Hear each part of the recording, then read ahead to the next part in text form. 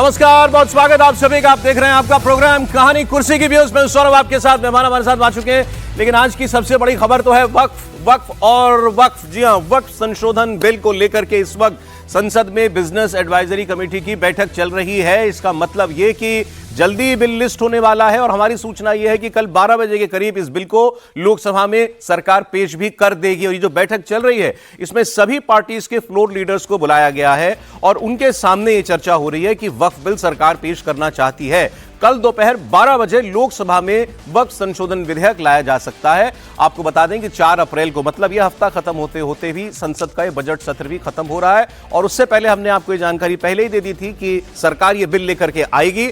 अब हमारी जानकारी यह कह रही है कि कल 12 बजे यह बिल लोकसभा में पेश हो सकता है। थोड़ा सा इसका इतिहास, बिल लेकर के पिछले साल सरकार आई थी लोकसभा में। उस वक्त इस पर थोड़ी बहुत चर्चा हुई थी और फिर इस बिल को जेपीसी को भेज दिया गया था क्योंकि सारे विपक्ष ने इसकी मांग की थी। 6 महीना जॉइंट पार्लियामेंट्री कमेटी के पास यह बिल रहा। उस पर बहुत सारे प्रतिनिधि मंडलों के साथ मुलाकातें हुई। लाखों करोड़ों लोगों ने उसके अंदर अपने सुझाव भेजे या अपना विरोध जताया। और उसके बाद एक बड़ी गहन एक्सरसाइज के बाद जेपीसी ने अपनी सिफारिशें सरकार को भेजी थी। कुल मिलाकर के 14 सिफारिशें सरकार ने जेपीसी ने सरकार को दी और वो 14 की 14 सिफारिशें सरकार ने मान ली थी। अब वो एक अमेंडेड बिल जिसमें ये 14 वो कैबिनेट से पास भी हो चुकी हैं। अब एक नया बिल बना करके जिसमें ये 14 जो सिफारिशें जेपीसी की हैं उनको डाल करके बिल के अंदर एक नया बिल पेश किया जाएगा। और जैसा हमने आपको बताया 12 बजे कल दोपहर यह बिल लोकसभा में पेश हो सकता है और 12:15 बजे इस बिल पर चर्चा शुरू हो सकती है। विपक्ष ने 12 घंटे की चर्चा की मांग की है। जो हमारी अभी जो बैठक से जानकारी आ रही है कि इस बिल पर लोकसभा में कम से कम 12 घंटे की चर्चा हो। 12 घंटे बहुत होते हैं चर्चा करने के लिए और सरकार की तरफ से पूरा जो अब तक संदेश मिला है वो ये कि वो किसी जल्दबाजी के मूड में नहीं है। वो चाहते हैं कि इस पर जितनी चर्चा होनी चाहिए वो हो। कभी कोई आरोप ये ना लगा सके कि इसको आनन फानन में सरकार ने पास कर दिया। और देखिए खबर आ रही है सरकार ने 8 घंटे इस बिल पर चर्चा के लिए तय कर दिए हैं लोकसभा के अंदर। अब उसमें जिस पार्टी के जितने सांसद उसके हिसाब से टाइम अलॉट कर दिया जाता है। तो उसमें कोशिश की जाती है कि छोटे दलों को भी कुछ समय मिले, वरना बड़े दलों को तो समय ज्यादा मिलता ही है। तो अब यह तय हो गया है कि कल 12 बजे बिल आएगा, 12:15 बजे से इस पर चर्चा शुरू हो जाएगी और 8 घंटे की चर्चा इस पर की जाएगी। सरकार का कहना यह है, जेपीसी के अध्यक्ष जगदंबिका पाल है, उनका कहना यह है कि इतनी गहन चर्चा तो और इस बहस तो किसी विधेयक पर आज तक नहीं हुई होगी जितनी जेपीसी में इस बिल को लेकर के हुई है। विजय लक्ष्मी हमारी संवाददाता जुड़ गई हमारे साथ, वो आपको जरा और अपडेट कर देंगे। विजय, तय हो गया कल बिल आएगा? जी बिल्कुल सौरभ, 2 अपडेट है। एक तो विपक्ष की तमाम पार्टियों ने जो बीएससी बिजनेस एडवाइजरी कमेटी की मीटिंग थी उससे वॉकआउट किया। विपक्ष चाहता था 12 घंटे का वक्त जो है वो अलॉट किया जाए इसके डिस्कशन के लिए। उनको लगता है ये एक ऐसा बिल है जिस पर थ्रेडबेयर चर्चा होनी चाहिए, लेकिन सरकार की तरफ से 8 घंटे का वक्त इस बिल के डिस्कशन के लिए दिया गया। कल 12:15 बजे बिल जो है वो पेश किया जाएगा लोकसभा में और जो सूत्र बता रहे हैं कि कल ही इस बिल को सरकार चर्चा करा के पास करवाएगी और 3 तारीख को ये बिल जो है राज्यसभा में आएगा। विपक्ष के तमाम दलीलें हैं। उनका कहना है कि जेपीसी में विपक्षी जो अमेंडमेंट्स थे उनको अकोमोडेट नहीं किया गया। कुल 44 अमेंडमेंट जो है वो प्रपोज किए गए थे, उसमें से 15 के करीब अमेंडमेंट जो है वो एक्सेप्ट करके इनकॉर्पोरेट किए गए इस बिल में। लेकिन विपक्षी सांसदों का आरोप है कि उनके जो अमेंडमेंट्स थे उनको इनकॉर्पोरेट नहीं किया गया। बहरहाल पर 8 घंटे की चर्चा इस बिल पर होगी। सुबह 12:15 बजे ये चर्चा शुरू हो जाएगी और सदन के पटल पर काफी विपक्षी सांसदों से हमने बात की जो कह रहे हैं कि सदन के पटल पर भी इस बिल का वो विरोध करेंगे। अब देखना होगा कि कल कौन सी पार्टी इस बिल के समर्थन में और कौन सी पार्टी, क्योंकि कहा जा रहा है कि एनडीए के भी कुछ दल हैं जो जिनको लेकर के काफी बातें कही जा रही है। कल ही एक स्थिति साफ होगी, लेकिन कल ये बिल लोकसभा के देखिए बड़ी बात बता रही है विजय लक्ष्मी, आपकी सरकार कल ही इस बिल को पास भी करा लेना चाहती है और परसों इसको राज्यसभा में पेश कर देना चाहती है। बिल्कुल सौरभ, अभी जो हमारी सूत्रों से बात हुई वो यही इंडिकेट कर रहे हैं कि कल ही इस पर चर्चा होगी। 8 घंटे का समय अलॉट किया गया है और 8 घंटे की चर्चा के बाद इस बिल को कल ही मिनिस्टर का रिप्लाई जो है, जो जिस तरह का प्रोसीडिंग्स होता है कि मिनिस्टर रिप्लाई करते हैं कंसर्न मिनिस्ट्री के, जिस मिनिस्ट्री का बिल होता है उसके रिप्लाई के बाद जो है बिल को पास होने के लिए सदन के पटल पर रखा जाता है। अभी सूत्र जानकारी दे रहे हैं कि कल ही ये प्रक्रिया पूरी सरकार लोकसभा में कर लेना चाहती है। बहुत शुक्रिया विजय लक्ष्मी, आपका बड़ी खबर आप आपको दे रही है विजय लक्ष्मी। ये बिल कल 12 बजे पेश कर दिया जाएगा, 8 घंटे की चर्चा होगी और सरकार चाहती है कि ये बिल कल ही लोकसभा में पास भी करा दिया जाए ताकि बचे हुए 3 दिनों के अंदर इस पर राज्यसभा में चर्चा करा के इसको फिर पूरी तरीके से पास करा करके देश का कानून बना दिया जाए। तो जो लोग ये सोच रहे थे कि इस बिल पर अभी बड़ा लंबा टालने के मूड में सरकार है, अभी तक तो हमारी जानकारी के मुताबिक ऐसा नहीं लगता। सरकार चाहती है कि अब बचे दिनों में इसी बजट सत्र में इस बिल को पास करा करके कानून बना दिया जाए। हर्षवर्धन त्रिपाठी जी, विनोद अग्निहोत्री जी, समीर चौगांवकर साहब हमारे मेहमान आ चुके हैं हमारे साथ। सर, मतलब सरकार जो है is ready to bite the bullet, सरकार बिल पेश भी कर रही है और पास भी कराना चाहती है। नहीं, देखिए, अगर उसके घटक दल उसके साथ हैं जो कि हैं, कोई कहीं से विरोध का स्वर तो आया अभी नहीं हम है। बात करते हैं उस पर और जी, अभी तक तो मतलब कोई आया नहीं है। अब आप बात करोगे शायद उसमें आ जाए तो अलग बात है। अभी तक तो नहीं आया मेरी जानकारी में। तो क्योंकि सिंपल एक कानून में संशोधन है, ये संवैधानिक संशोधन नहीं है, तो इसलिए उसके लिए 2/3 बहुमत की सिंपल मेजोरिटी चाहिए, सिंपल मेजोरिटी 272 नंबर चाहिए। हाँ, 272 नंबर चाहिए और 272 नंबर है सरकार के पास। चूंकि सरकार है तभी तो 272, तभी सरकार है। तो मुझे नहीं लगता कोई दिक्कत आएगी। अब विरोध विपक्ष करेगा, विरोध हो सकता है विपक्ष अपना बहस में भाग ले, हिस्सा ले, अपनी बात रखे, क्योंकि विपक्ष को भी अपनी कॉन्स्टिट्यूंसी को एड्रेस करना है, उसको भी बताना है कि भाई नहीं, हमने विरोध किया था। तो मैं सर जल्दी से ये बता देता हूं, आज बहुत सारे रिएक्शंस हमारे पास है, क्योंकि देखिए अब आज से लेकर कल का दिन जब तक इस पर वोटिंग नहीं होती, वो यही जानने का है ना कि कौन सी पार्टी का स्टैंड क्या है इस मुद्दे पर। तो मैं आपको जरा जल्दी से बता दूं, देखें, लोकसभा में ये बिल आएगा, 543 सांसद हैं, अब उसमें से एब्सेंटीज वगैरह वो तो कल ही हमको पता चलेगा, वरना 272 का नंबर चाहिए, जो बहुमत का आंकड़ा है वो चाहिए बिल को पास कराने के लिए। सरकार के पास अपने एनडीए के जो घोषित समर्थक हैं उनको मिलाकर के 293 नंबर बनता है। मतलब अगर सारे सहयोगी साथ रहे तो सरकार को तो कोई दिक्कत नहीं है इस बिल को पास कराने में। विरोध में 239 लोग ही हैं और कुछ एक ऐसे दल हैं जिन्होंने अपना स्टैंड क्लियर नहीं किया है अभी तक कि वो इसके साथ हैं या नहीं है। ऐसे लोगों की संख्या 11 है। सर, एक चीज और है, 293 है कि 2-4 खिसक भी जाए तो भी पास हो जाएगा। मैं उस पर आ रहा हूं सर, आ रहा हूं। मैं तो अभी तो कहा कि अभी तक जो एनडीए की स्ट्रेंथ है दैट इज 293, हाँ। 272 चाहिए, 293 सरकार के पास है। अब आइए साहब, कौन कौन सी पार्टियां किस खेमे में, इसकी बात भी कर लेते हैं। तो बीजेपी के साथ बीजेपी के अपने 240 हैं, टीडीपी के 16 हैं, जेडीयू के 12 हैं। इन्हीं दोनों पर विपक्ष पूरा डोरे डाल रहा है। सारे मुस्लिम संगठनों ने इन्हीं को दबाव में लेने की कोशिश की है। शिवसेना शिंदे, कोई कंफ्यूजन नहीं, वो सरकार के साथ है, इनके साथ हैं। एलजेपी रामविलास पार्टी, मतलब चिराग पासवान की पार्टी, इनकी भी बात करेंगे। इनको भी प्रेशर बनाने की इनके ऊपर कोशिश हुई, इनके 5 हैं। जेडीएस के 2 हैं, जेडीएस ने अभी तक ऐसी कोई बात नहीं कही है जिससे लगे कि वो सरकार के खिलाफ जाएगी। जनसेना पार्टी के 2 हैं, कोई दिक्कत नहीं है। आरएलडी के 2 हैं। अब आरएलडी के जयंत चौधरी भी कुछ मिश्रित स्वरों में बात जरूर कर रहे हैं, लेकिन ऐसा उनसे उम्मीद करना कि वो सरकार के खिलाफ चले जाएं, बिल के खिलाफ चले जाएं, अभी तक कोई संकेत नहीं है। अन्य साथ मतलब 293। अब आइए इंडिया ब्लॉक विपक्ष की बात हम करते हैं। इनका नंबर है 239। कल किरण रिजिजू ने एक बयान दिया, उन्होंने कहा कि लोग ये विपक्ष वाले ये प्रचार कर रहे हैं कि हमारे साथ ही टूटेंगे। मैं आपको ये बताना चाहता हूं कि हमारे पास इस पर बायपार्टीसन सपोर्ट है, मतलब हमारी पार्टी के अलावा, हमारे सहयोगी दलों के अलावा विपक्ष के भी बहुत सारे लोग हैं जो इस बिल पर समर्थन करेंगे और वो आपको दिखेगा जब इस पर वोटिंग होगी। खैर, वो देखने वाली बात है। कांग्रेस के 99, सपा के 37 बड़ा नंबर है, टीएमसी के 29, डीएमके के 22, शिवसेना यूबीटी के 9। अब जैसे एनडीए में ये जेडीयू और बाकी दल फंसे हुए हैं, ऐसे यहां ये शिवसेना यूबीटी उद्धव ठाकरे फंसी हुई है। क्या करेंगे उद्धव ठाकरे? समर्थन कर रही है। उद्धव ठाकरे के सांसदों ने जब पहले ये लोकसभा में बिल आया था, जेपीसी में भेजे जाने से पहले, तो वॉकआउट कर दिया था और इस बात से नाराज होकर के बहुत सारे मुस्लिम संगठनों ने उद्धव ठाकरे के घर के बाहर प्रदर्शन किया था। अब देखते हैं वो क्या करते हैं। लेफ्ट के 8, आरजेडी के 4, एनसीपी एस शरद पवार के 8, आम आदमी party 3, JMM 3, IUML 3, national conference 2, अन्य 12, कुल संख्या 239। अब जरा बात करते हैं फंसे हुए लोगों की। तो मैं आपको शुरुआत में जिन लोगों के स्टैंड को जानने की सबसे ज्यादा दिलचस्पी है, वो मैं आपको 2 बयान दिखाता हूं। पहले जेडीयू की बात करते हैं। जेडीयू के 12 सांसद हैं। नीतीश कुमार की पार्टी कहती है कि नीतीश जी ने हमेशा मुसलमानों का भला सोचा है और हमेशा मुसलमानों का भला किया है, हम काम की राजनीति करते हैं। अब उन पर दबाव तो बहुत बना, अब वो टोपी पहने अलग अलग इफ्तार में भी गए, लेकिन बिल पर वोट करने का नंबर आएगा तो वो क्या करेंगे? ललन सिंह ने पहले लोकसभा में बड़े जोर शोर से समर्थन किया था। अब उन्हीं ललन सिंह की बात आप जरा सुनिए। ललन सिंह कह रहे हैं हम तो लोकसभा में बताएंगे हमारी पार्टी का स्टैंड क्या है। मतलब स्टैंड बदल गया क्या? बड़ा इंपॉर्टेंट बयान है सर ये। और उन्हीं की पार्टी के एक और हैं गुलाम गौस, ये एमएलसी हैं यूं तो, लेकिन पार्टी में बड़े महत्वपूर्ण व्यक्ति माने जाते हैं। लालू यादव से मिले हैं, लेकिन इनको नीतीश कुमार ने अभी हाल ही में प्रमोट भी किया था। अब ये कह रहे हैं धार्मिक मामला है हमारा, मैं सबसे पहले इसका विरोध करूंगा। तो जेडीयू के जरा 2 नेताओं की बात आप सुन लीजिए। ये तो एमएलसी है गुलाम गौस। जी एमएलसी। तो इनका देखिए, जेडीयू को या नीतीश कुमार जी को कांग्रेस पार्टी के सर्टिफिकेट की कोई जरूरत नहीं है।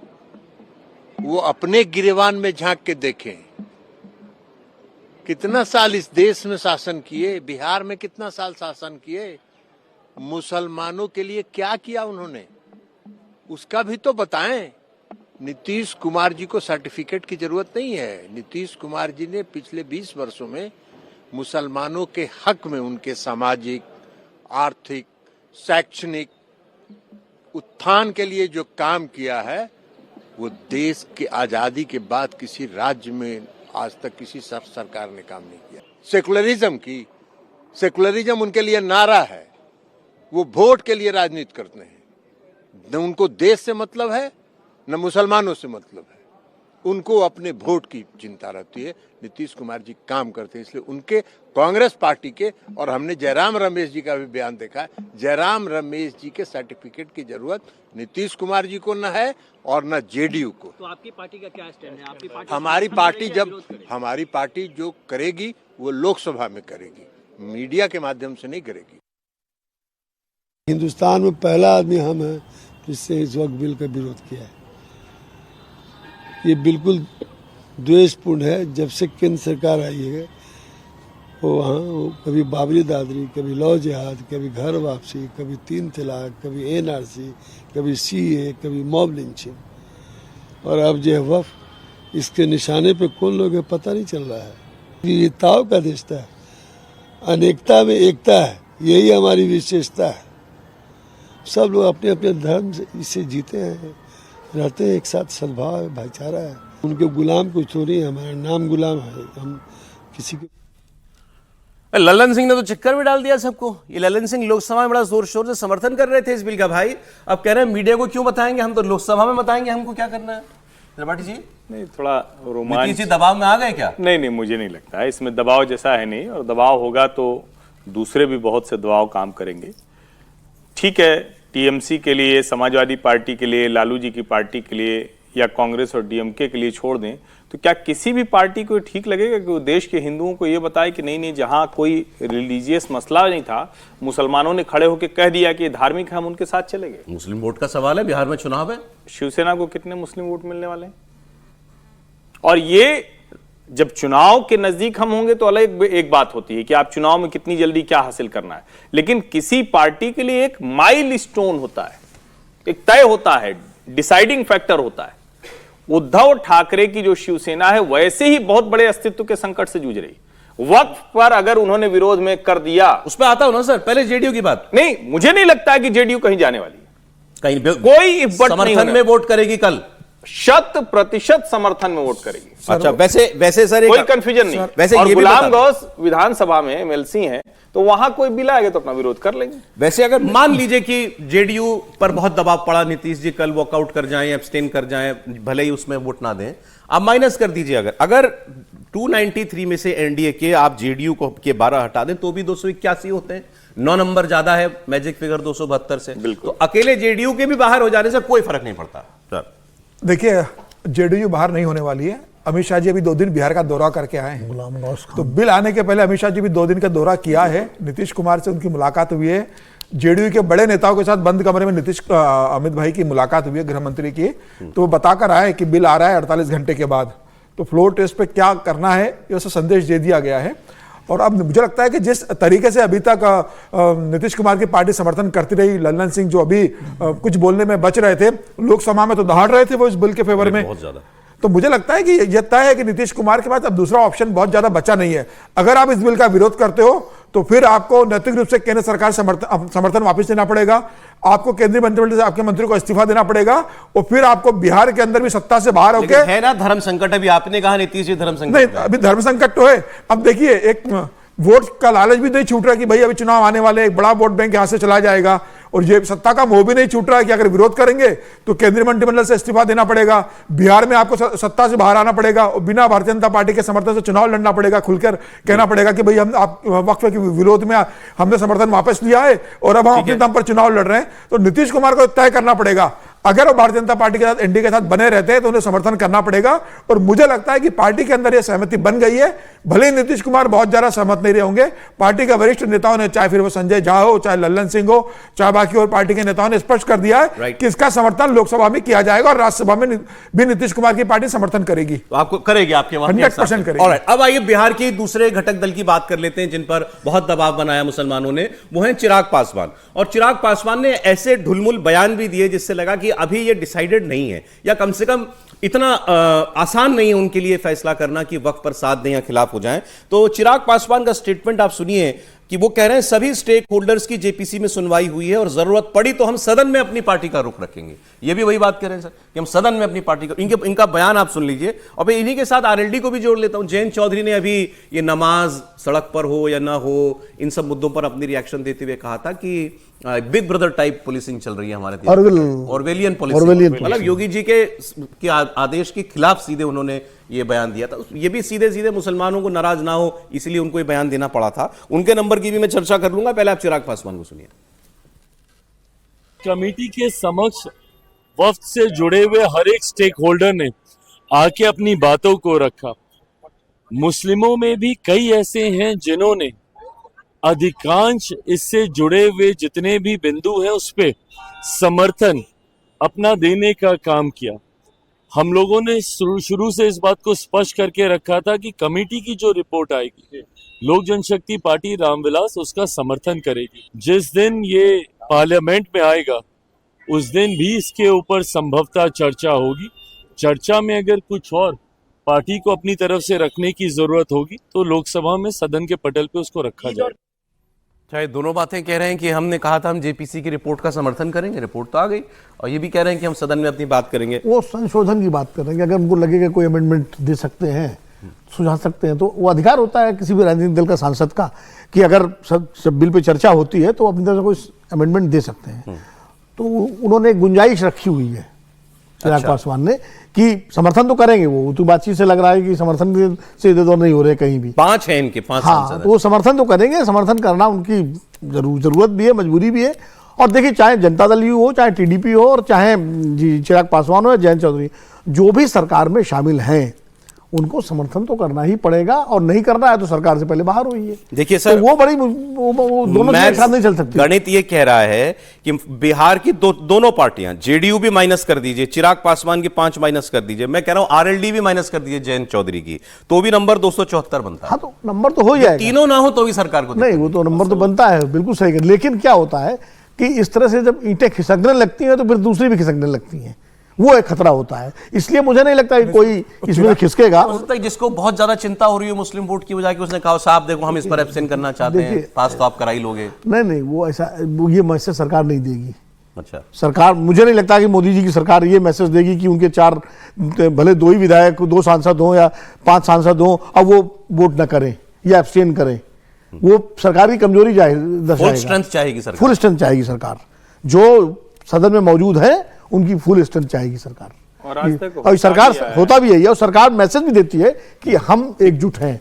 नंबर उधर ही बढ़ा है वोटिंग में, वो जो स्क्रीन पे आता है ना लाल लाल लिख के, तो हर बार सत्ता पक्ष की तरफ बढ़ा है। तो बहुत कुछ होता जरूर है। और हमने किस पे देखा, हमने तो जो अध्यक्ष पद से लेकर सारे चुनाव जितने हुए उन सब पर हमने देखा जहां जहां वोटिंग हुई वहां विपक्ष और पिटा है। अब यहां भी वोटिंग कराएंगे या वोटिंग से पहले मान जाएंगे, ये भी सवाल तो रखिए ना। नहीं, वो सवाल अगला वोटिंग से पहले कौन मान जाएंगे? अरे विपक्ष वाले। अभी आता हूं विपक्ष पे, अभी तो ये जरा सत्ता वालों की, सत्ता पक्ष की बात कर रहे हैं, ध्वनिमत से कराएंगे। आप देखिए, अगर दो बड़े धड़े हैं, शिवसेना की मैं बात इसलिए नहीं कर रहा हूं क्योंकि उसका स्टैंड क्लियर है। 2 बड़े धड़े जो मुस्लिम वोट जिनको मिलता भी है वो है टीडीपी और जेडीयू। एक के 16 हैं, एक के 12 हैं। अगर इन दोनों में से कोई एक चला जाता है, दूसरा रहता है, तो कोई प्रॉब्लम नहीं सरकार को पास कराने में। लेकिन अगर टीडीपी और जेडीयू दोनों चले जाएं तो फिर ये नंबर जो है 265 पे आ जाता है। तब दिक्कत है सरकार को। अगर जेडीयू टीडीपी दोनों ही नहीं आती हैं, एक भी हो अगर, देखिए, मेरा जो पार्लियामेंट्री रिपोर्टिंग का अनुभव है वो कह रहा है कि ये चीजें तब होती हैं जब रस्साकशी बराबर की हो। मतलब मान लीजिए बिल्कुल जैसे एक वोट से जब अटल जी की सरकार गिरी थी तो वो रस्साकशी बिल्कुल बराबर की थी, टाइट मामला था। कब इस समय वो स्थिति नहीं है। और नीतीश कुमार और चंद्रबाबू नायडू का जो पूरा पोस्चरिंग है वो ये है कि वो एनडीए के साथ रहेंगे, और साथ अगर रहेंगे तो वोट भी करेंगे, साथ में समर्थन भी देंगे। और अगर वो साथ रहेंगे तो चिराग पासवान कैसे अलग हो जाएंगे, जयंत चौधरी कैसे अलग हो जाएंगे। तो बिहार का चुनाव दूर है अभी, ऐसा दूर भी है, उनको लगता है जैसे सौगाते मोदी हो गया, इस तरह कुछ और घोषणाएं कर देंगे। ऐसा होता है ना मुसलमानों को खुश करने के लिए। दूसरा घोषणाएं और भी की जा सकती हैं। एक चीज जिसकी हमने बात नहीं बिहार की है, में उसके रुझान अभी आने शुरू होंगे कि अब सड़क पर दबाव बनाने की जो रणनीति है वो क्या कहती है। ये मुस्लिम संगठन हो, कोई और मुस्लिम पार्टीज हो, जैसे IUML है, वो कोशिश करेगी सड़क पर लोगों को लाने की, ओवैसी सड़क पर लाने की लोगों को कोशिश करेंगे। ये all India Muslim personal law board, Jamaat Islami, बहुत सारे संगठन है ऐसे। नहीं, वो तो करेंगे, लेकिन इसका उससे भी ज्यादा बड़ा अनुभव देख लीजिए, नागरिकता कानून लागू हो चुका है देश में। सब कुछ करके भी नागरिकता कानून लागू है, और हमने नहीं देखा एकमात्र अगर बैकफुट पर गई है सरकार जो पिछले दरवाजे से लागू कर रही, वो भी लागू कर रही, वो तीनों कृषि कानून। मैंने तब भी कहा था कि ये मोदी सरकार हटने वाली नहीं। मुसलमानों के नेता यही कह रहे हैं हाँ, कि देखो वो आए, पंजाब से आए सरदार लोग, अपना बिल वापस करा गए, तुमको वैसा ही दबाव बनाना है। नहीं, मैं कह तो रहा हूं कि उससे बड़ा दबाव बनाने की कोशिश तो नागरिकता कानून में की थी, पूरे देश में की थी। ये तो सिर्फ दिल्ली आए थे, और यहां मसला दूसरा था। यहां मसला ऐसा कानून था जिस कानून की डिमांड है जो वो समझ नहीं रहे, वो दूसरी मांग कर रहे हैं। लेकिन यहां तो कुछ है नहीं, और मैं तो फिर से दोहरा रहा हूं, ये संशोधन है, होना ही क्यों चाहिए वक्फ बोर्ड। इस देश में अगर सबको एक बराबर रखना है तो ये तो फालतू का बोर्ड है, वो अलग बहस है। जेपीसी की सिफारिशों के बाद तो बहुत सारे राइट विंग वाले नाराज हैं कि आपने तो कानून बहुत डाइल्यूट कर दिया। इनके पास कुछ है नहीं चले विरोध के लिए। आप जिस पर बात करना चाह रहे थे, अब जरा उनकी बात सुना देता हूं। शिवसेना UBT, उद्धव ठाकरे की पार्टी के सांसद कितने हैं सर? 9 सांसद हैं। अब ये 9 सांसद क्या करेंगे? ये उन 239 में 9 है जो विपक्ष की संख्या है। संजय राउत साहब की बात सुनिए। संजय राउत कह रहे हैं कि ये JDU वाले और TDP वाले ये बताएं, पहले अपना नहीं बता रहे कि हम क्या करेंगे। पिछली बार वर्कआउट किया था तो प्रदर्शन हो गए थे, वो समर्थन कर रहे हैं। अभी आप बयान सुने, संजय राउत का बयान सुनाने। अपने जो साथी है, अलायंस पार्टनर है, जनता दल यूनाइटेड है, चिराग पासवान की पार्टी है, तेलुगु देशम है, अपना दल, ऐसे जो अपनी पार्टी है, वो क्यों भ्रमित हो गए इस बिल के ऊपर, वो पहले देखिए, बाद में और लोगों की बात करिए। वो भ्रमित है, हम बड़े क्लियर हैं। देखिए, जो पहले जो उनका स्टैंड रहा था कि मतलब सदन से बाहर चले गए थे, इसके बाद बड़ा बंबई में होल्ला मचा था, मातोश्री का घेराव करने की योजना बनी थी बाद में। तो यह तय है कि बाला साहेब ठाकरे के बेटे उद्धव ठाकरे अब वापस अपने हिंदुत्व की बात करने पर लौट रहे हैं। उन्हें पता है कि अगर भविष्य में कोई रास्ता खुलेगा भारतीय जनता पार्टी के साथ ही खुलने वाला है। जिस तरीके से कांग्रेस की वहां पर स्थिति है, शरद पवार की स्थिति है, उनके लिए बहुत स्पेस बचा नहीं है। तो यह तय मानिए कि उद्धव बाला साहेब ठाकरे की पार्टी जो बाटा है वह इस बार बिल को समर्थन करेगी। अब किस तरीके से समर्थन करेगी ये देखना बाकी होगा, लेकिन उनके वोट जो है वह एनडीए के साथ जाने वाले इस चुनाव के अंदर। और दूसरी बार अगर बिहार में अगर चिराग पासवान की बात करें तो चिराग पासवान तो एक बार झटका खा चुके हैं, अपनी पार्टी के सांसद गवा के, पार्टी गवा दी, सब गवा दिया था। तो उन्हें पता है कि अगर वो सरकार के खिलाफ जाएंगे तो उनके सांसद उनका साथ छोड़ सकते हैं। उद्धव ठाकरे की बात, ये विपक्ष का विकेट गिरेगा इस बिल पर 100% गिरेगा। उद्धव ठाकरे का तय हो चुका है कि वो इस बिल का समर्थन करने वाले। बताइए त्रिपाठी जी, आप बोलना नहीं, देखिए, मतलब पार्टी की रणनीति, पार्टी की दिशा दशा और पार्टी का भविष्य, इसके लिहाज से देखें तो उद्धव ठाकरे की पार्टी के पास कोई विकल्प ही नहीं। वो हां ना वाला है नहीं, या तो हां है या तो कहां गए वो नहीं पता। एब्सेंट लगा देने से कुछ नहीं होगा। एब्सेंट लगाएंगे तो ये इनके लिए और खतरनाक होगा, क्योंकि कहा जाता है ना कि आप जब, जैसे अभी संजय राउत ने कहा, उन्हीं की बात को ले लेते हैं, उन्होंने कहा कि वो लोग भ्रम में। एब्सेंट का मतलब होगा कि शिवसेना उद्धव बाला साहब ठाकरे भ्रम में। और इतने महत्वपूर्ण मुद्दे पर, ये कोई पहली बात थोड़ी ना है। महाराष्ट्र में कितने मामले हैं जहां वक्फ खड़ा हो जाता है, और ये कानून संशोधन होगा। मैं बार बार कह रहा हूं, जो हिंदू पक्ष कर रहे हैं, हिंदू संगठन कर रहे हैं, उसको छोड़िए। जो मुसलमान ही ढंग की बात करते हैं, भाई औकाफ का मसला है, वक्फ का मसला है, तो भाई दूसरी जगहों पर कैसे दावा ठोक देते हैं? ये तो होना ही नहीं चाहिए ना। ये इसको रिलीजियस या तो बनाइए या रियल एस्टेट बनाइए। अगर रिलीजियस है तो सिर्फ कब्रिस्तान, ईदगाह और मस्जिद, इसके आगे दायरा क्यों होना चाहिए? कैसे हो सकता है जो बैरन लैंड पड़ी है या कोई किसी जगह पर कोई बिल्डिंग है या कहीं कोई गांव है, कहीं कोई मंदिर है, वो तो कोई दान दे नहीं सकता ना। वक्फ तो कहा जाता है कि उसका आधार है दान देना। हिंदुत्व का जनाधार बचाना है तो उद्धव ठाकरे को इस बिल का विरोध करना पड़ेगा 100%। अगर जरा सी भी शिवसेना बचना चाहती है, और एक बात और ध्यान रखिए, बिल का समर्थन करना पड़ेगा। बीएमसी का भी चुनाव है अभी, मतलब ऐसा नहीं है कि लोकसभा और विधानसभा हो गया तो बड़ा सब ठीक हो गया, अभी बीएमसी का भी चुनाव है। सर किसी पशुपेश में होंगे उद्धव ठाकरे, आपको लगता है? उद्धव ठाकरे से दुविधा तो होगी निश्चित रूप से, इसमें कोई दो राय नहीं है। दिक्कत इसमें क्या है कि उद्धव ठाकरे को बीजेपी और शिवसेना शिंदे जो इस समय उनके साथ है उसकी पूछ बन के इसे समर्थन करना है या विरोध करके विपक्ष के पाले में रहना है और अपनी कॉन्स्टिट्यूंसी को दूसरे तरीके से मजबूत करना है, ये उनको तय करना है। अगर वो इस बिल का समर्थन करते हैं तो ठीक है, उनके ऊपर बीजेपी हमला करने का मौका उसको नहीं मिलेगा, हाँ भाई समर्थन कर दिया, लेकिन जो वोट है जो इस बिल को लेके वो शिवसेना के पास आने वाला नहीं है उद्धव ठाकरे के पास। वो तो ऑलरेडी महाराष्ट्र में हिंदुत्व का, देखिए पूरे देश में हिंदुत्व की सबसे बड़ी पार्टी है BJP.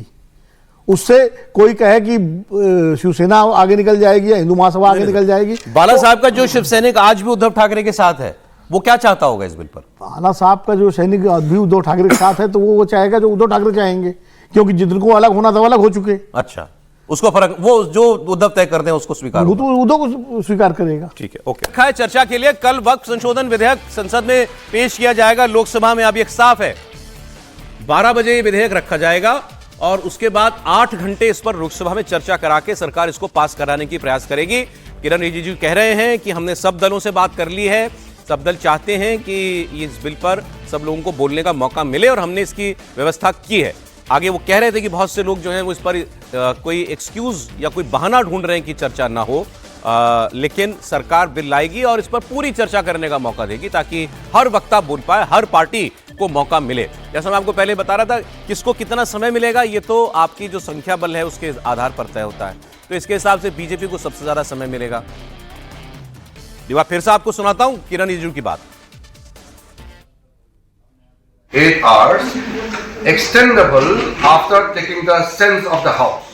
The Honorable Speaker made an announcement that 8 hours is fixed right now for Waqf Amendment Bill, and if required we will take the sense of the house and extend the time for discussion. After that the opposition party made a walkout and I don't know the reason.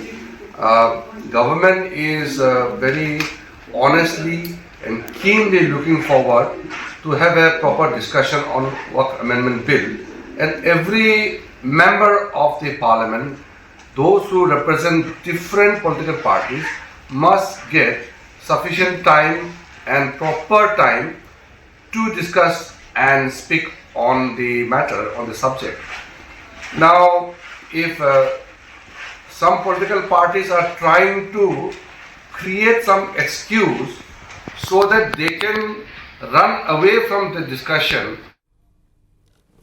देखिए, सरकार को ये तो मालूम था कि ये जब बिल आएगा तो इसका एक सेक्शन में विरोध होगा, मुसलमानों के एक समाज में, एक वर्ग में इसका विरोध किया जाएगा। वो हमने देखा भी, बड़े बड़े जलसे किए गए कुछ बॉडीज की तरफ से, अलग अलग शहरों में हजार लोगों को बुला करके इस पर दबाव बनाने के लिए सरकार के ऊपर प्रदर्शन किए गए। जंतर मंतर पर प्रदर्शन हुआ जिसमें लगभग सारी विपक्षी पार्टियां जो हैं वो पहुंची थी। लेकिन आप सरकार पर यह इल्जाम तो नहीं लगा सकते कि वो जल्दबाजी में इस बिल पर आगे बढ़ रही है। भाई 6 महीने तक ये बिल तो जेपीसी के पास ही रहा है। जेपीसी में हर दल का मेंबर होता है और वहां पर भी सबने अपने अपने प्रस्ताव भेजे, लेकिन संसद की तरह वहां भी संख्या बल के आधार पर यह तय होता है कौन सा प्रस्ताव माना जाएगा, कौन सा नहीं माना जाएगा। तो जो बीजेपी या सत्ता पक्ष के प्रस्ताव थे वो पास हुए और उन्हीं को सरकार ने माना भी है। अब आगे विपक्ष इस पर क्या कर सकता है, मैं आपको बयान सुनवाता हूं। कांग्रेस पार्टी, समाजवादी पार्टी और असदुद्दीन ओवैसी ये क्या कह रहे हैं अब जब बिल कल आने वाला है। उसके अंदर इतनी खामियां हैं, अगर ये वहां बोलने का मौका देंगे तो सारी चीजें देश के सामने भी आएंगी। हम बाहर तो बोल ही रहे हैं, वो पूरी तरीके से गैर संवैधानिक है। उसके वो संविधान की कई धाराओं के ऊपर ओवरलैपिंग कर रहा है। संविधान की धाराओं के ऊपर ओवरलैपिंग नहीं की जा सकती। हमारे अधिकारों का संरक्षण जो संविधान ने हमें दिया है उसके ऊपर वो बुलडोज कर रहा है। डिसेंट नोट भी दिए थे और हमने तमाम चीजें दी थी और हमारी तमाम चीजों को दरकिनार किया गया। विपक्ष को नहीं, वक्फ बोर्ड के खिलाफ हैं हम लोग, इसलिए खिलाफ हैं क्योंकि भारतीय जनता पार्टी हर जगह हस्तक्षेप करना चाहती है। भारतीय जनता पार्टी हर जगह अपना कंट्रोल चाहती है। सर, साथ ही जो अजमेर के हैं वो लोग सपोर्ट कर रहे थे, चिश्ती लोग, वो लोग कह रहे हैं कि इसको भ्रम फैलाया जा रहा है, ये सही है। ये भारतीय जनता पार्टी किससे क्या कहलवा दे, किससे क्या करवा दे, ये भारतीय जनता पार्टी का कमाल है। सांप्रदायिक सद्भाव बिगाड़ने के लिए योजना बनाई गई थी, बनाया गया और जबरदस्ती जल्दी से जॉइंट पार्लियामेंट्री कमेटी में उसको पास कराया गया। विपक्ष को हजारों पन्नों की रिपोर्ट एक दिन पहले दी गई, न पढ़ने का मौका मिला न कुछ है, और बहुमत के बल पर उसको पास करा लिया। यहाँ भी करा लेंगे, इनका उद्देश्य यही है। जब से सत्ता में बीजेपी आई है, बीजेपी का उद्देश्य सिर्फ ये रहा है कि किस तरह से इस देश में सद्भाव बिगड़े। सर, किरण रिजिजू का कहना है कि मासूम मुसलमानों को वक्फ अमेंडमेंट बिल को लेकर गुमराह किया जा रहा है, कुछ लोग इसे गुमराह कर रहे हैं, ऐसे दिखा रहे हैं कि जैसे प्रॉपर्टी छीनने की वो लोग कोशिश कर रहे हैं। प्रॉपर्टी छीन रहे ही ऐसा है, ये तो बिल आ रहा है, बिल नहीं आया उससे पहले प्रॉपर्टी नहीं छीनी जा रही। लोग प्रॉपर्टी छोड़िए, लोगों को जान से मारा जा रहा है, लोगों की हत्याएं की जा रही हैं, लोगों को पुलिस संरक्षण में मारा जा रहा है, तो प्रॉपर्टी छीनने का अगर उन्हें संदेह है, डर है, तो सही है। ये वक्फ बिल अनकॉन्स्टिट्यूशनल है। ये वक्फ बिल आर्टिकल 14, आर्टिकल 25, 26, 29 का ग्रेव वायलेशन है। ये वक्फ बिल नहीं है, बल्कि ये वक्फ बर्बाद बिल है ये। और अगर चंद्रबाबू नायडू, नीतीश कुमार, चिराग पासवान, जयंत चौधरी इसकी तायीद करेंगे तो वो अपने पॉलिटिकल रीजंस की वजह से या जो भी उनके है नैरो रीजन तायीद कर रहे हैं नरेंद्र मोदी सरकार की, ये बात साबित हो जाएगी कि वो मुसलमानों की मस्जिदों को, दरगाहों को, खानखाहों को, इवैक्यू वक्फ प्रॉपर्टीज को और लिमिटेशन एक्ट अप्लाई करेंगे तो एनक्रोचर्स को reward.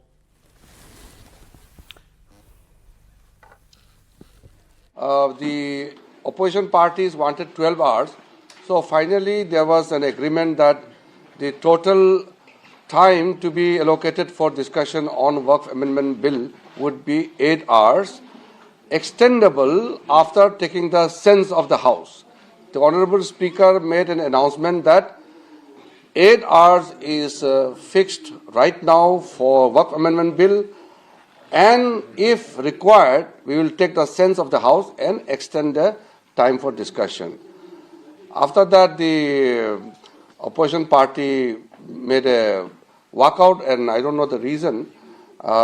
Government is very honestly and keenly looking forward to have a proper discussion on Waqf Amendment Bill, and every member of the Parliament, those who represent different political parties, must get sufficient time and proper time to discuss and speak on the matter, on the subject. Now, if some political parties are trying to create some excuse so that they can run away from the discussion, that would be unfortunate, because the nation. किरण रिजिजू की बात हम पहले कर लें। उन्होंने बताया कि हमने विपक्ष ने 12 घंटे मांगा समय चर्चा का, हमने 8 घंटे दिया और इसके बाद विपक्ष ने वॉकआउट कर दिया। वो चाह रहे हैं कि इस पर ज्यादा समय दिया जाए। हालांकि पार्लियामेंट्री अफेयर्स मिनिस्टर ये कह रहे हैं कि उस वक्त अगर स्पीकर चाहेंगे तो हाउस से पूछ करके समय बढ़ाया जा सकता है। देखिए क्या होता है, ये कोई विवाद की बात है क्या कि 8 घंटे या 12 घंटे? नहीं, ऐसा है कि अभी जो बीएससी में जो कमिटमेंट होता है ना, बिजनेस एडवाइजरी कमेटी, कार्य मंत्रणा समिति में, वो कमिटमेंट हो जाता है। अगर 8 घंटे है तो फिर 8 घंटे से कम नहीं कर सकती सरकार। ठीक है, मिनिमम 8 हो गया। मिनिमम 8 हो ही गया, वो तो करना ही करना है। अब आधा घंटा बढ़ाना है कि 1 घंटा बढ़ाना है, ये निर्भर करेगा उसमें भाषण जो होते हैं कितने लोग बचे। लेकिन वहां पर क्या होता है कि हाउस के अंदर चूंकि मेजॉरिटी सरकार की होती है, और सेंस ऑफ द हाउस का मतलब हाउस का बहुमत, बहुमत किसका है? सरकार का। तो सरकार की इच्छा पर निर्भर करेगा कि बढ़ेगा। अच्छा, वैसे पूछ रहा हूं, सरकार को क्या फर्क पड़ता है कि भाई 2 घंटा तुम लोग और बात करना चाहते हो कर लो? बिल्कुल सही कह रहे हैं आप। तो फर्क नहीं पड़ता तो अभी कर देते 10 घंटे। भाई 12 मांग रहे थे, आप 8 के दे दो। आप सोचिए कल अगर 12 बजे पेश हुआ, 12 बजे होता है, उसके बाद और कुछ समय आप निकाल दिए, 8 घंटे की चर्चा, मतलब रात के 8-9 बज गए। 8-9 बजे काफी होती है वैसे। 8-9 बजे तो इस पर वोटिंग शुरू होगी। वैसे 8 घंटे की चर्चा काफी होती है, ऐसा कम नहीं होती है 8 घंटे। सर आप देखिए पिछला इतिहास अगर आप देखेंगे तो पार्लियामेंट में विपक्ष को जितना समय मिला है, क्या विपक्ष ने उतना चर्चा के लिए इस्तेमाल किया है? राहुल गांधी को, विपक्ष के नेता को जितना समय मिलता है, राहुल गांधी क्या उतना बोलते हैं? राहुल गांधी को तो समय की लिमिट ही नहीं, विपक्ष के नेता के कारण वो लंबा समय बोल सकते हैं। वो 18 मिनट, 20 मिनट, 22 मिनट, 14 मिनट बोलते हैं। बाकी और नेता भी अगर आप देखेंगे, टीएमसी के लीडर को जो समय मिलता है वो उसका पूरा समय का इस्तेमाल नहीं किया उन्होंने पार्लियामेंट के अंदर। समाजवादी पार्टी ने तो इस बात पर नाराजगी जता चुके हैं कि हमको महत्वपूर्ण विषयों पर संसद में बोलने जो समय मिला उसका तो उपयोग कीजिए। शशि थरूर ने शिकायत की कि मुझे टीएमसी पूरे समय का इस्तेमाल नहीं कर रही, समाजवादी पार्टी को जो समय मिल रहा है वो उसका इस्तेमाल पूरा नहीं कर पाती है। तो मुझे लगता है कि आपको जब समय मिलता है, मान लें आधा घंटा अलॉट हुआ तो वो पूरा नहीं करते, वो नहीं करते। आप 30 मिनट मिलता है, 22 मिनट, 23 मिनट, 24 मिनट बोल के अपना भाषण खत्म करते हैं। आप 30 मिनट बोले, इसके बाद बोले कि मेरी बात रह गई, मुझे 10 मिनट और दीजिए। स्पीकर आपको समझ देंगे। आप क्यों इस बात पर अड़े कि हम 8 घंटे से 12 घंटे आप डिबेट की मीटिंग से वॉकआउट कर दिया उन्होंने। किरेन रिजिजू ने एक बात कही कि कोई बहाना लेकर चर्चा से न भाग जाए। विपक्ष की जब ये स्थिति हो गई कि वो बहाना लेकर चर्चा से भाग सकता है तो 8 घंटे भी उस पर भारी ही पड़ने वाले हैं, ज्यादा समय है। अच्छा 3-4 लाइन छोड़ के कोई पॉइंट बताइए। ये लोग सब तानाशाही सरकार चला रहे हैं, सब मस्जिद, कब्रिस्तान, ईदगाह, मुसलमानों के धार्मिक मामलों में दखल दे रहे हैं। इस 3-4 लाइन के अलावा कुछ है क्या विपक्ष के पास? इतने दिनों से चर्चा हो रही है और उसके बाद अगर समाजवादी पार्टी के नेता रामगोपाल यादव कह रहे हैं पढ़ने को ही नहीं दिया, जेपीसी में डिबेट हो गई, इतनी लंबी बहस हो गई, अब क्या मैक्सिमम होगा? नहीं, सरकार जो लाएगी वो मैटर में बता देता नहीं, मैं बताता हूं। जेपीसी के सरकार लाएगी तो कुछ पॉइंट जोड़ेगी घटाएगी, अधिकतम यही है ना, नया आएगा। जो सारी जेपीसी में सारी बहस होने के बाद, सारे संशोधन मूव होने के बाद, वो उन पर वोटिंग होने के बाद जो पास हो गए, जो गिर गए सो गिर गए। उसके बाद जो रिपोर्ट बनी, वो रिपोर्ट पढ़ने के लिए वो कह रहे हैं हमको केवल 1 दिन के लिए दी। वो शायद 350 पन्ने की रिपोर्ट। मैं वही कह रहा हूं। विपक्ष के लोगों ने आप हमसे एक्सपेक्ट करते हो 350 पन्ना 1 दिन में पढ़ लें। ये ठीक वही बात है। जब आप कह रहे हैं कि सब कुछ हो गया और एग्जाम में वो 5 प्रश्न आए तो कहे कि अरे पूरा सिलेबस हम 1 रात पहले ही पढ़ेंगे। साल भर क्या कर रहे थे भाई? ये वक्फ का कानून, ये बाकायदा इस पर डिलिब्रेशंस हुए हैं। अलग अलग अल्पसंख्यक जो कमेटियां हैं, संगठन हैं, वो सब उस पे पार्टियों को लेकर गए। ये लोग भी डिबेट कर चुके हैं। जेपीसी में गया तो क्या हुआ, थोड़ा सा और इसको नैरो डाउन किया। नहीं, देखिए डिबेट होना अलग बात है, उसके जो कंसल्टेशन से अलग बात है। जब एक कंसाइज रिपोर्ट बनती है 250, 300, 400 पन्ने की, वो रिपोर्ट तो पूरी पढ़ी जाएगी ना। उस रामगोपाल जो कह रहे हैं कि वो उनको टाइम नहीं मिला पढ़ने का बात वो है क्योंकि सारे कंसल्टेशंस अलग अलग टुकड़ों में होते हैं। कोई कुछ बोल रहा, कोई कुछ बोल रहा, कोई कुछ बोल रहा। उससे फर्क पड़ना नहीं था, फर्क नहीं पड़ना, तो वही आनी थी। देखिए फर्क नहीं पड़ना था, लेकिन हम हमेशा विपक्ष को ही कटघरे में खड़ा कर देते हैं। वो समझ नहीं ऐसी बात नहीं कि भाई विपक्ष, अरे ठीक है बिल तो पास हो जाना है, इसमें कोई रामगोपाल भी कह रहे हैं कि यहाँ भी पास करा लेंगे, पास हो जाना है, लेकिन विपक्ष के भी कंसर्न पे भी बात करनी चाहिए ना कि भाई अगर 2 दिन का टाइम देते तो क्या दिक्कत थी? ठीक है, वो बढ़ाया जा सकता था। नहीं, रिपोर्ट पढ़ने की बात कर रहे हैं, 2 दिन टाइम देते क्या दिक्कत थी? अगर 12 घंटे मांग रहे हैं तो अब 10 घंटे दे देते। अब ये बात हो चुकी, अब मतलब अभी तो बात उसी पे हो रही जो बात हो चुकी है, अभी तो उसी बात कर रहे हैं ना हम कि विपक्ष जो कह रहा है, रिजिजू ने जो कहा। तो मेरा ये कहने का मतलब है कि सरकार को मालूम है बिल पास हो जाएगा, बहुमत उसके पास है, नंबर उसके पास है। अगर विपक्ष 12 घंटे का आप कहिए भाई 12 नहीं 10 घंटे कर दीजिए, 8 हम कह रहे हैं, बीच का रास्ता निकाल लीजिए। तरीका यही होता है, आमतौर पर सरकारें ऐसी करती हैं। चलिए 8 घंटे भी तो बीच का ही रास्ता इसका जवाब क्या एक लाइन जरूर, विपक्ष के ऊपर हम सवाल नहीं खड़ा कर रहे हैं, हम मुद्दे पर अपनी बात कर रहे हैं। बताइए एक बार कभी विपक्ष की बात को हमने सही कहा हो? नहीं, हमेशा जब भी पूरे पार्लियामेंट की कभी डिबेट विपक्षी गलती पर है हमेशा। सही कहने का पिछले 10 साल से हमारे जो है विश्लेषक बंधु हम सब विपक्ष ही गलती पर है। बात कर रहे हैं, आप कह रहे हैं कि आप भी नहीं कर रहे हैं, ऐसा कैसे हो सकता है? आप तो कह रहे हैं ना कि ये वाला, मैं तो कह रहा हूं ना, आप कह रहे हैं। अभी विपक्ष के आरोपों पर, चूंकि जेपीसी में टाइम नहीं मिला, भी आरोप लगाया कांग्रेस पार्टी के लोगों ने और समाजवादी पार्टी के लोगों ने। जगदम्बिका पाल चेयरमैन थे जेपीसी के, उनकी बात सुन लीजिए। उन दोनों बातों पर जवाब दिया कि यह बिल असंवैधानिक है। असंवैधानिक है तो ये बिल पार्लियामेंट में मूव कैसे हो रहा है? वो मूव हो ही नहीं सकता था। और बाकी पुष्पों पर भी उन्होंने जवाब दिया है। तो बीजेपी की तरफ से जगदम्बिका पाल और गिरिराज सिंह, सुन लें इनको भी। ये विरोध कहीं न कहीं एक सोची समझी रणनीति के तहत है नहीं तो ये रमजान का महीना था। कल ईद में जिस तरह से all India Muslim personal law board ने कहा कि काली पट्टी बांध करके जाएं, तो कल इबादत का दिन था, अलविदा की जुमा इबादत का दिन था, लेकिन all India Muslim personal law board ने इस पवित्र रमजान के महीने को इबादत की जगह सियासत बना दिया। अरे भाई, अगर आपको प्रोटेस्ट करना है, राजनीति करनी, तो जंतर मंतर पे करिए। वो आपने किया। आपने राजनीति किया जाकर के पटना में नीतीश कुमार पे दबाव डालने के लिए, वहां पे धरना दिया। आप विजयवाड़ा जा रहे हैं, आप ओवैसी कह रहे हैं कि हमने all India Muslim personal law board के हुक्म पे पट्टी बांधी है, हमारी मस्जिदों पे हमला हो रहा है। किस तरह से लोगों को झूठ बोल करके गुमराह किया जा रहा है। सरकार हर बिल को टेबल करता है, वह बिल को भी टेबल करेगा। जयराम रमेश तो कह रहे हैं कि एंटी कॉन्स्टिट्यूशन है ये, कांग्रेस पार्टी कह रही है। कोई संविधान के विरुद्ध सदन के अंदर में कोई बिल नहीं आता है, ये कांग्रेस को समझना चाहिए। तो बीजेपी लोकसभा में तो पूरी तरह कॉन्फिडेंट नजर आती है। सवाल अब राज्यसभा कभी कर लेंगे, क्योंकि हम चर्चा कर ही रहे हैं। कल लोकसभा में कोई दिक्कत होगी नहीं, राज्यसभा में भी हो जाएगा। नंबर तो ज्यादा है इनके पास, मेजोरिटी भले ना हो, पर एनडीए का नंबर ज्यादा है। नरेंद्र मोदी के नेतृत्व में 10 साल में ऐसा कौन सा बिल है जो कि लोकसभा में पास हो गया और राज्यसभा में गिर गया? राज्यसभा में तो 2014 में भी बहुमत नहीं था, आर्टिकल तब तो कम थे नंबर, तब तो कम नंबर थे। अब तो भारतीय जनता पार्टी के फिर भी 101 के करीब नंबर है। 121 टोटल है, टोटल 121 है। भारतीय जनता पार्टी के शायद 121 का नंबर है। 119 टोटल चाहिए बहुमत के लिए, चूंकि 119 चाहिए और 121 है। 98 बीजेपी के हैं, 115 एनडीए हो जाता है, 6 मनोनीत मिला लें तो कुल संख्या हो जाती है 121। तो राज्यसभा में भी कोई दिक्कत नहीं, कोई दिक्कत नहीं। और प्रधानमंत्री नरेंद्र मोदी और अमित शाह तो मतलब फ्लोर टेस्ट के मैनेजमेंट के माहिर खिलाड़ी रहे, पूरा होमवर्क करके आते हैं कि अगर नीतीश कुमार 11th ओवर पर बाहर हो जाएंगे, चंद्रबाबू नायडू 11th ओवर पर बाहर हो जाते हैं, कोई और सांसद अगर 11th ओवर बाहर होने वाला नहीं है, तो उसका अल्टरनेटिव क्या? नहीं, वो तैयारी से आते हैं सर, वो तो राजनीति तैयारी करेंगे ना, बिल पास करवाना है। नीतीश कुमार और किसी की सर फिर अंतरात्मा हो तो जगह नहीं, फिर भी राजनीति में अंतरात्मा का क्या काम? राजनीति तो व्यवहारिकता का खेल है। लेकिन मोदी शाह को नीतीश कुमार या चंद्रबाबू नायडू के भरोसे बिल पास नहीं करवाएंगे।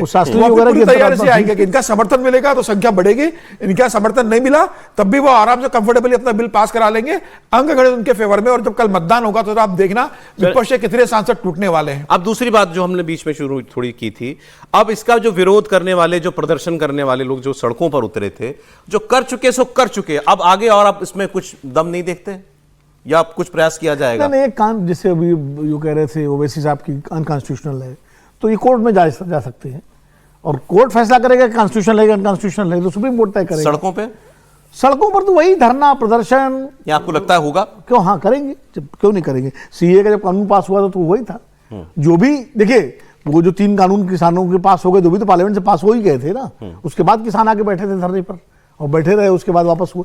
तो उनको लोगों को मोबिलाइज करने की कोशिश होगी। लोकतंत्र में अधिकार है किसी को भी संसद के द्वारा बनाए गए कानून के खिलाफ सड़क पर शांतिपूर्वक ढंग से अपनी बात कहने का, रखने का, प्रदर्शन करने का, शांतिपूर्ण, हिंसा नहीं होनी चाहिए, ये अधिकार है। तो इसीलिए कई बार कई कानून, अब मैं एक उदाहरण देता हूँ, 370 तो पार्लियामेंट द्वारा पारित कानून था जब पास हुआ था, लेकिन पूरे समय जनसंघ उसका विरोध करता रहा, बीजेपी विरोध करती रही और मौका हटा दिया।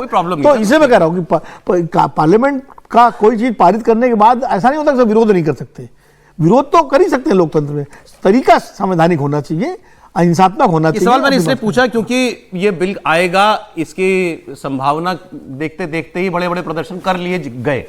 वो तो प्रिवेंटिव थे, प्रिवेंटिव ना है, शायद जो सो कॉल्ड अंतरात्मा है आप कह रहे हो, हाँ, वो जो राजनीति में जग जाए, या बीजेपी ही सोचे कौन बवाल मोल ले रहा, चलो यार वापस कर लो इसको। तो ये इस दृष्टि से काम नहीं किया, वो तो काम करना भी नहीं था, क्योंकि सरकार ने इच्छा शक्ति दिखाई थी कि हमें करना है। मोदी जी का जो बयान आया था सर कि बदलाव के लिए बवाल से डरना नहीं है, उन्होंने कहा कि कोई भी बदलाव अच्छा होगा देश हित में तो मैं बवाल से डरूंगा नहीं। विरोध हो रहा है, प्रदर्शन हो रहा है या किसी तरह का विरोध प्रदर्शन होगा, लोग अपनी बात रखे, लेकिन जो सरकार को काम करना है, देश हित में जो निर्णय लेना है और जो कभी तक नहीं हुआ है वो निर्णय लिए जाएंगे, भले ही कितना बवाल। देखिए, हर सरकार जो निर्णय लेती है देश हित में ही लेती है, कोई सरकार ये नहीं कहती है निर्णय देश हित में नहीं है। वो अलग बात है कि समय तय करता है कि देश हित में। ये जब 240 आए पिछली बार जून में, पिछले साल, सर कई निर्णय ऐसे भी जो देश हित में हुए ही नहीं है। देश हित में रक्षा मंत्री ने कभी निर्णय नहीं लिया कि सरकार निर्णय न लेना भी देश हित में होता रक्षा मंत्री ने है, निर्णय न लेना भी देश हित में होता है कई बार। कई लोगों को और मोदी विरोधियों को लगा कि अब ये 240 वाला मोदी है, अब ना हो पाएगा कुछ काम। नहीं, देखिए ये जो कालखंड है ना, मई 2024 के बाद, और अब तो फिर देखिए मई 2025 आ गया, समय कितनी तेजी में बीत जाता है। इस कालखंड में वो वाला जो स्टीम था वो खत्म हो गया, जिसमें राहुल गांधी बड़े अचानक लग रहा था कि अरे ये तो कमाल हो गया है, जो क्या सर मोरल विक्ट्री कहा था ना उन्होंने, मोरल विक्ट्री मतलब हार के भी जो नैतिक जीत होती है, तो वो नैतिक जीत वाला मामला फुस हो गया। नीतीश कुमार और चंद्रबाबू नायडू जहां खड़े हैं, उनको देश का मानस बहुत स्पष्ट तौर पर दिख रहा है। अब वो कहीं दूसरी वजहों से, किसी पॉलिटिकल जो उसकी वजह से नहीं जाने वाले हैं। इसका दोनों उदाहरण आप देखिए, लल्लन सिंह और संजय झा की बात सुन लीजिए, चिराग पासवान के जिसको कहते हैं कि वेशभूषा, भाव भंगिमा, वो देख लीजिए। ठीक है, हनुमान जी हैं, वो राम जी मानते हैं, मोदी जी को, वो एक अलग बात है। पवन कल्याण के बयानों को सुनिए, टीटीडीसी में प्रसाद के मामले में चंद्रबाबू नायडू के बयानों को सुनिए। इसके बाद भी आपको लगता है कि वक्त पर कुछ और होगा, तो मोदी ताकतवर है। 2 घंटे का समय सिर्फ था जिस दिन नतीजे आए थे, 2 घंटे लगा कि अरे कुछ गड़बड़ हो रही क्या, सिर्फ 2 घंटे। उसके बाद आप वो याद कीजिए, जब शपथ ग्रहण हो रहा था मंत्रिमंडल का, एक भी ऐसा मंत्रिमंडल में कोई व्यक्ति नहीं शामिल था जो दबाव वाला दिखाओ। फिर उसके बाद आ जाइए विभाग बंटवारा, फिर मोदी ने साबित किया कि जो हम तय करेंगे वही होगा। अब तो Modi larger than life image है, दुनिया भर में जो चीजें चल रही हैं, युद्ध के बीच में वो शांति की बात क्यों कर ले रहे हैं, कोई मुश्किल क्यों कर पा रहे हैं ये 240 वाले मोदी, ये सवाल है। इसीलिए क्योंकि पब्लिक जो एक तरह से कहें कि थोड़ा सा गड़बड़ हो गया, कुछ रह गया, वो सेंटिमेंट लोगों के मन में दिख रहा है। और ये विपक्ष को भी पता है कि अगर आज चुनाव हो जाए तो आज मोदी फिर 300 पार चला जाएगा, उनको ये बहुत अच्छे से पता है। तो ये सेंटिमेंट है। और वो फैजाबाद का, कई बार हम कहते हैं एबरेशन, कई जितने फिजिक्स के और मैथ्स के नियम होते हैं उसमें एबरेशन भी होता है, तो ये एबरेशन है सब। मुझे लगता है कि नरेंद्र मोदी जो आज भले 240 पर खड़े हैं, लेकिन ये 300 से ज्यादा ताकतवर है, नंबर 1। नंबर 2, ये नरेंद्र मोदी की जो काम करने की क्षमता है उसको नीतीश कुमार और चंद्रबाबू नायडू जैसे लोग आजमा चुके हैं। देश का जो मानस है उसके हिसाब से उनकी राजनीति बिगड़ सकती है, ये खतरा उनको लगता है। और राहुल गांधी वो पूरी तरह से फुस हो गए हैं। वो मैं पहले भी कहता था कि उनको पता नहीं होता कि किस बात को कैसे करना है, कितनी मजबूती से करना। कितना समय हो गया आपको, उन्होंने किसी को संगी नहीं कहा, कितना समय हो गया अडानी नहीं चिल्लाए। अभी हेमंत सोरेन तो अडानी जी के साथ क्योंकि लोगों ने वाजपेयी जी की भी सरकार देखी है, उस वक्त कई पार्टियां होती थी, 26 दल 25 दल की, 23 दलों की पार्टी, और उस वक्त कॉमन मिनिमम प्रोग्राम बना करते थे। और बीजेपी घोषित तौर पर कहती थी कि ये चूंकि साझा सरकार है तो हम अपने जो आइडियोलॉजिकल मुद्दे हैं किनारे रखे थे, उनको किनारे रख रहे हैं, बैक बर्नर पर रख दिया गया, नेशनल एजेंडा ऑफ गवर्नमेंट। ये मोदी के साथ क्यों नहीं हुआ? 240 दो कारण से नहीं हुआ कि 2014 में पूर्ण बहुमत आ गया बीजेपी को अकेले, तो जरूरत ही नहीं पड़ी। नहीं, अभी नहीं, मैं बता रहा हूँ उसकी बैकग्राउंड से है, तो जरूरत ही नहीं पड़ी कि उनको चाहिए। 2019 में 303 आ गए तो और मजबूत हो गए। 2024 में 240 आए, झटका लगा, बीजेपी की सरकार एनडीए की सरकार में बदली, समझे। लेकिन फर्क देखिए, वाजपेयी जी जब थे तो 188 पर थे, तो 188 और 72 में 100 सीटों का फर्क था लगभग। 240 और 272 में सिर्फ 32 सीटों का फर्क है। तो जो एलाइज है ना, वो 28 सीट वाले, 12 सीट, 16 सीट, 5 सीट, 6 सीट, उनको मालूम है कि अपना काम भी निकाल ही लेंगे, अपना काम भी निकाल लेंगे। और ज्यादा अगर आंखें दिखाई तो ऑपरेशन लोटस भी हो जाएगा, ये भी मालूम है, जो वाजपेयी जी के समय नहीं होता था। वाजपेयी जी के समय नहीं, वाजपेयी जी के समय 1 वोट से सरकार गिरी थी। आप देखो ना, अटल बिहारी वाजपेयी, अगर अटल बिहारी वाजपेयी 240 सीटों पे होते तब भी नहीं करवा पाते सर उस समय। एक व्यक्तित्व का फर्क है, अमित शाह और नरेंद्र मोदी ये 240 पर करवाने की ऐसा होता तो ऐसा होता, 200 सीटें भी आती तब भी ये करवाने की हिम्मत रखते हैं। मतलब आज जैसी रूथलेस पॉलिटिक्स है, शायद वैसी नहीं थी तब। इच्छा शक्ति करने की, आप कह सकते हैं रूथलेस पॉलिटिक्स नहीं हमें करना है, उसके लिए सारा मैनेजमेंट करना, लेकिन अटल जी के जो है समय, जो व्यवस्थाएं थी वो थी भाई। ठीक है, 12 दिन की सरकार गिर गई थी, 162 से 164 नहीं जोड़ पाए थे, 163, तो वो स्थिति भी हुई थी। और उसका मतलब नंबर का मतलब और उस वक्त एक चीज और उत्तर प्रदेश भर सही होता तो ये नंबर तो वही है ना, इसको बार बार याद रखना चाहिए। एक चीज और, अटल जी के समय जो विपक्ष के भी नेता थे ना, वो बड़े दिग्गज नेता थे, ठीक है, ये मत भूलिए। आज विपक्ष के नेता, क्षमा कीजिएगा, उतने दिग्गज नहीं है। नहीं, जो भी है, राहुल जी हो चाहे ममता जी हो चाहे जो भी हो। वेलकम बैक, बहुत स्वागत आप सभी का। आप देख रहे हैं कहानी कुर्सी की। समीर चौगांवकर साहब, विनोद अग्निहोत्री जी और हर्षवर्धन त्रिपाठी जी हमारे मेहमान हमारे बीच मौजूद हैं। अब बात करते हैं योगी आदित्यनाथ के एक बड़े जबरदस्त इंटरव्यू की। सीधे सवाल, स्पष्ट जवाब, और वो सवाल भी ऐसे जिनकी चर्चा हम और आप खूब करते हैं, घरों में भी खूब चर्चा होती है, खूब चकल्लस करते हैं लोग उस पर। अब योगी जी से पूछ लिया गया पहला सवाल कि भाई आप के लोग, बहुत से लोग चाहते हैं कि आप प्रधानमंत्री बनिए, तो इस पर योगी जी ने क्या जवाब दिया होगा। योगी जी कह रहे हैं कि मैं फुल टाइम पॉलिटिशियन नहीं हूं, एक जगह हूं, काम के लिए भेजा गया हूं, जब तक काम है मैं रहूंगा यहां पर, और जब मेरा काम पूरा हो जाएगा, उसकी कोई टाइम लिमिट है, जब टाइम पूरा हो जाएगा तो मैं चला जाऊंगा मतलब कहीं और दिल्ली नहीं, मतलब टाइम ये मेरा, ये काम पूरा करके मैं चला जाऊंगा। एक सवाल। दूसरा सवाल हुआ उनसे कि भाई आपकी अपनी पार्टी के लोगों से नहीं बनती, कुछ सीनियर लोगों से लोग कहते हैं, तो उन्होंने इसका जवाब बहुत बढ़िया दिया। योगी जी ने कहा कि अगर मेरी अपने पार्टी के वरिष्ठ लोगों से नहीं बन रही है तो क्या मैं मुख्यमंत्री रह सकता हूं। कोई पार्टी चाहेगी मुख्यमंत्री नहीं, मैं ये आदमी ठीक नहीं, हटाओ इसको।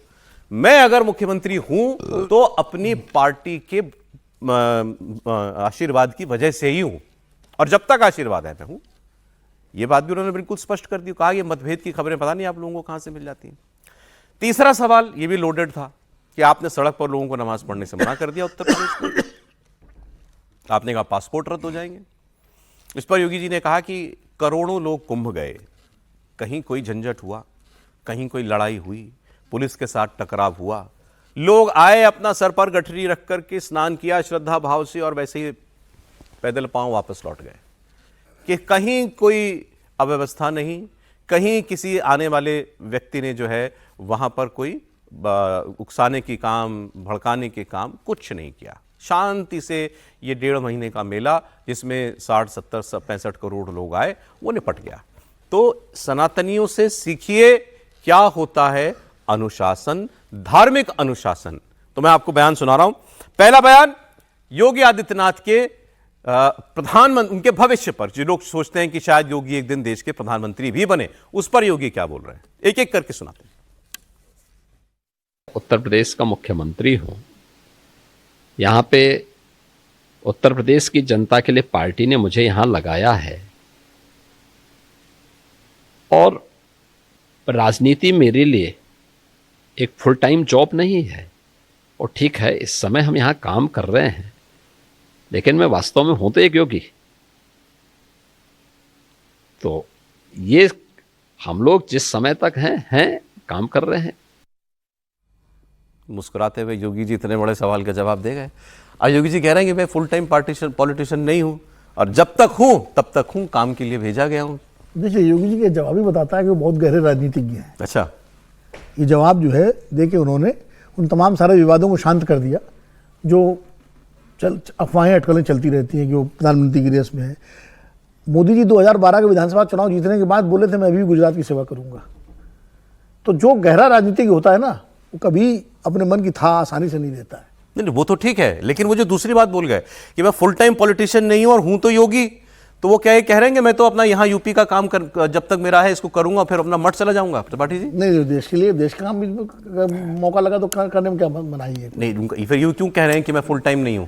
नहीं, देखिए, योगी आदित्यनाथ एक तो ये कि नरेंद्र मोदी ने कतई नहीं कहा था कि मैं गुजरात की सेवा करूं। 2012 में वो सद्भावना उपवास रख लिए थे, पूरी दिल्ली का मीडिया वहां चला गया था, जीतने के बाद, और वहीं से उन्होंने हर्षवर्धन जी ऐसे मेरी बात मत काटो, प्रतिकृति बना लिया। नहीं, ऐसे लाल किले 2012 का चुनाव जीतने के बाद जो पहली प्रेस कॉन्फ्रेंस हुई थी, आप उसको देख लीजिए। 12 के चुनाव तो जीत कर आए थे, तो कहते ही, लेकिन उसके बाद उन्होंने यहाँ उसके बाद नहीं, मैं 12 चुनाव बात कर रहा हूँ जो मैंने कहा, कभी नहीं कहा।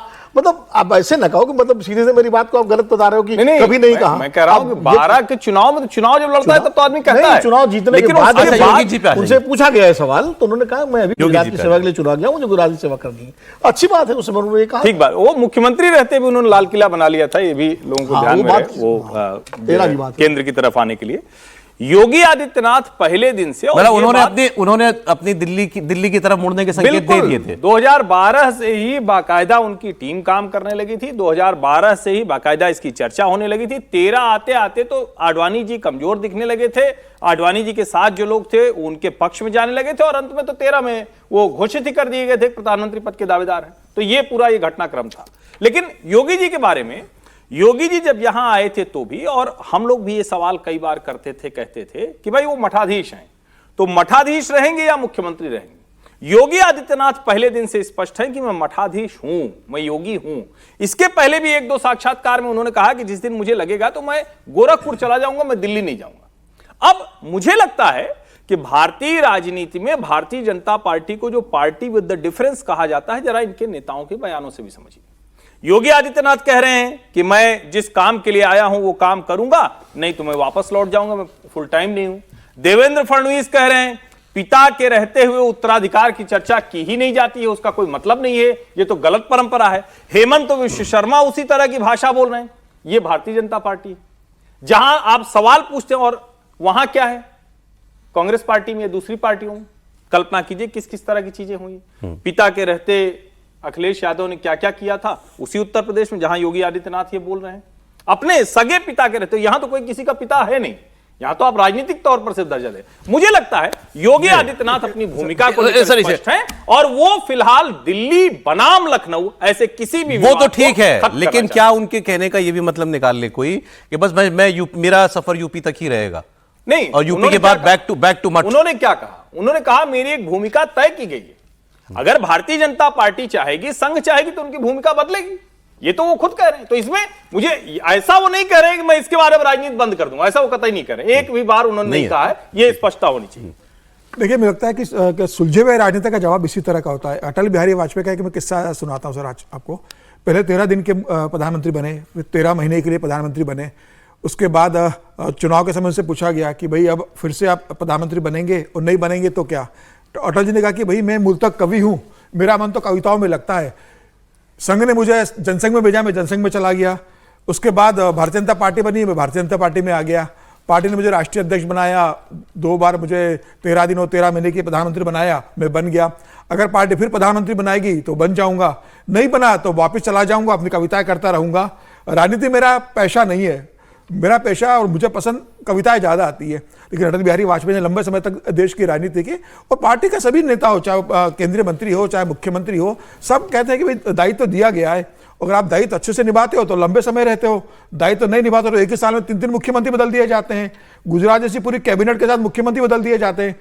तो यह तो तय करता है पार्टी नेतृत्व के ऊपर कि आपको कब तक किस जिम्मेदारी पर रहना है। भारतीय जनता पार्टी का शीर्ष नेतृत्व जब तक चाहेंगे, योगी भी वही कह रहे हैं जब तक पार्टी चाहेगी मैं यहाँ हूं, और जब जो भूमिका देगी पार्टी तो तय करेगी। 2017 में पार्टी ने तो तय किया था कि योगी मुख्यमंत्री बनेंगे। अब जरा नेतृत्व वाली बात भी सर, उसका भी जवाब है कि भाई आपकी पार्टी के लोगों से नहीं बनती और वरिष्ठ लोगों से, ताकतवर लोगों से नहीं बनती। अब ये चर्चाएं मीडिया सर्कल्स में तो आम हैं, पहले लोग इसकी ज्यादा बात नहीं करते थे, लेकिन आजकल ये खुलकर होने लगी है। जब से आपने देखा कि दूसरी बार वो मुख्यमंत्री बने और 2 उप मुख्यमंत्री बनाए गए उनके साथ, और उसके बाद वो बड़ा दिल्ली के चक्कर लगे, खास करके पिछले लोकसभा चुनाव में उत्तर प्रदेश में जैसे भारतीय जनता पार्टी को हार हुई, उसके बाद तो बड़ी यही भी चर्चा थी कि सब इसका ठिकाना योगी जी के ही सर फोड़ा जाए कि ये सब योगी की वजह से हुआ। अब वो एक बड़ा ऐसा पीरियड था जब ऐसा लगता था कि कोई बड़ा फैसला भी हो सकता है। बहरहाल वो सब नहीं हुआ, लेकिन अब योगी जी ने इसका जवाब दिया है, सुनिए। मतभेद होने की बात ही कहां से आ जाती है? मैं आखिर यहां पे पार्टी की कारण ही बैठा हूं ना। एक, अगर केंद्रीय नेताओं के साथ मतभेद करके क्या मैं यहां बैठा रह सकता हूं? एक, दूसरी बात है टिकट का वितरण, यह पार्टी का पार्लियामेंट्री बोर्ड करता है, और पार्लियामेंट्री बोर्ड में सब पे चर्चा, सबके विषय में चर्चा होती है, बाकायदा स्क्रीनिंग के माध्यम से वहां पहुंचती है बातें। तो बोलने के लिए कोई कुछ भी बोल सकता है, किसी का मुंह आप बंद थोड़े कर सकते हैं। योगी जी कह रहे हैं भाई ना चाहे मेरी पार्टी के सीनियर नेता तो क्या मैं मुख्यमंत्री रह सकता हूं तो मतलब उनके आशीर्वाद से हूं मैं। देखिए योगी, वही हम लोग, मैंने क्या कहा था पहले भी कहा, योगी जी के दोनों जवाब जो है उन्हें एक परिपक्व राजनेता साबित करते हैं कि उन्होंने बहुत सहजता के साथ पहले वाले सवाल का जवाब दिया कि भाई मैं फुल टाइम पॉलिटिशियन नहीं हूँ, ठीक हूँ, मठाधीश भी है, पीठाधीश्वर भी है। इसमें भी उन्होंने कहा, और क्या कह रहे थे वो योगी जी कि हाँ मेरे मतभेद हैं, कोई नेता क्यों कहेगा। देखिए काम की शैली को लेके और कई बार कई चीज़ों के बीच में पार्टी के भीतर तमाम तरह के विचार आते हैं, तो वो सब हर नेता में होता है। ऐसा कोई, देखिए कोई भी राजनीतिक दल, किसी भी राजनीतिक दल का नेता कोई ऐसा नहीं है कि बिल्कुल एकदम सब त्याग और तपस्या की भावना से, सब राजनीति में है, लेकिन कहीं कहीं बड़े भोंडे तरीके से वो चीज प्रकट होती है। भारतीय जनता पार्टी में चूंकि बड़ी पार्टी है, एक अनुशासन है, संघ की लाठी है, तो जरा कहने में संकोच होता है। अगली बात भी उनकी सर वो भी बड़ी लोडेड है। उन्होंने कहा कि फैसले तो जो भी इंपॉर्टेंट फैसले होते हैं वो तो दिल्ली में ही होते हैं, टिकट भी दिल्ली में ही बढ़ते हैं। अब उत्तर प्रदेश में बीजेपी के टिकट पर लोग हारे, ये तो उसका जवाब भी हो गया ना कि मैंने टिकट थोड़ी बांटे थे। नहीं, उनका कहने का मतलब ये है कि पार्लियामेंट्री बोर्ड से टिकट बटे, पार्लियामेंट्री बोर्ड में जो लोग थे वो सब लोगों ने टिकट बांटे मिले, तो जो प्रक्रिया है उस प्रक्रिया को उन्होंने बताया और उसके अर्थ हम लोग निकालते रहेंगे कि उन्होंने इशारा किसकी तरफ किया। देखिए, ये बार बार कहा जाता है और ये तो सच है कि भाई उत्तर प्रदेश में अगर सीटों की संख्या लोकसभा की कम नहीं हुई होती तो भारतीय जनता पार्टी अभी भी पुराने वाले आंकड़े पर होती। अब यह भी सच है कि पार्लियामेंट्री बोर्ड से ही टिकट तय होता है, लेकिन यह भी सच है कि पार्लियामेंट्री बोर्ड में जब यहां आते हैं तो उसमें मुख्यमंत्री, उप मुख्यमंत्री, प्रदेश अध्यक्ष और जाते तो यहीं से वो सारे लोग ही नाम भेजते हैं। कोई ऐसा तो होगा नहीं कि ऊपर से नाम लेके कोई आएगा, बोल रहा यहां से कोई ऐसा तो ये स्कोर बराबर कर लिया ना योगी जी ने। निश्चित तौर पर उसका जवाब है जो बार बार कहा जाता है कि सीटें कम क्यों हुई, तो योगी आदित्यनाथ थे एक तरह से इसका सारा जो जिम्मा है वो पार्लियामेंट्री बोर्ड के ऊपर डाल दिया, इसमें कोई संदेह नहीं। मेरा कुछ नहीं, मेरा कुछ सब आपको, टिकट आपने बांटा था इसलिए उसका। चलिए, अब सब तीसरा बयान भी सुना देता हूं, आप उस पर समीर जी आप रिएक्ट करिएगा। अब तीसरा सवाल था उनसे कि आपने सड़क पर नमाज पढ़ने पर रोक क्यों लगाई, ये कम्युनल फैसला है। किसी ने कहा था कि अभी वो जयंत चौधरी बड़े नाराज हो गए थे इस फैसले से। इसका जवाब वो दे रहे हैं कि आप कुंभ को देखिए जरा, क्या अनुशासन क्या होता है, सुनिए योगी जी को। सड़क चलने के लिए होती है और जो लोग ये बोल रहे हैं ना, उनको हिंदुओं से अनुशासन सीखना चाहिए। 66 करोड़ लोग प्रयागराज में आए, देश की आधी जनता, और 66 करोड़ लोग, कहीं कोई लूटपाट नहीं, कहीं कोई आगजनी नहीं, कहीं कोई छेड़खानी नहीं, कहीं कोई तोड़फोड़ नहीं। पर्व और त्यौहार या कोई इस प्रकार के कार्यक्रम उच्छृंखलता और उदंडता करने के माध्यम नहीं बनने चाहिए। अगर आपको सुविधा चाहिए तो उस अनुशासन को भी मानना सीखें। आप मुझे बताइए, आप तुलना कर रहे हैं कांवड़ यात्रा की। कांवड़ यात्रा हरिद्वार से लेकर के और गाजियाबाद तक या उन क्षेत्रों में जाती है तो सड़क पे ही चलेगी। क्या हमने किसी परंपरागत मुस्लिम जुलूस को कभी रोका? कभी नहीं रोका है। ये उस सवाल का वो जवाब दे रहे थे कि आप 10 मिनट के लिए सड़क पर लोग बैठ जाएंगे, रोड बंद हो जाएगी, उससे आपको एतराज है। और कांवड़ यात्रा निकलती है, महीना भर निकलती है और उसके लिए जो है नेशनल हाईवे बंद कर दिए जाते हैं, तब नहीं लोगों को प्रॉब्लम होती है। तो ये दोहरा रवैया, ये आरोप लग रहा था, उसका जवाब दिया उन्होंने। और फिर कुंभ वाली बात भी कही कि अनुशासन देखिए।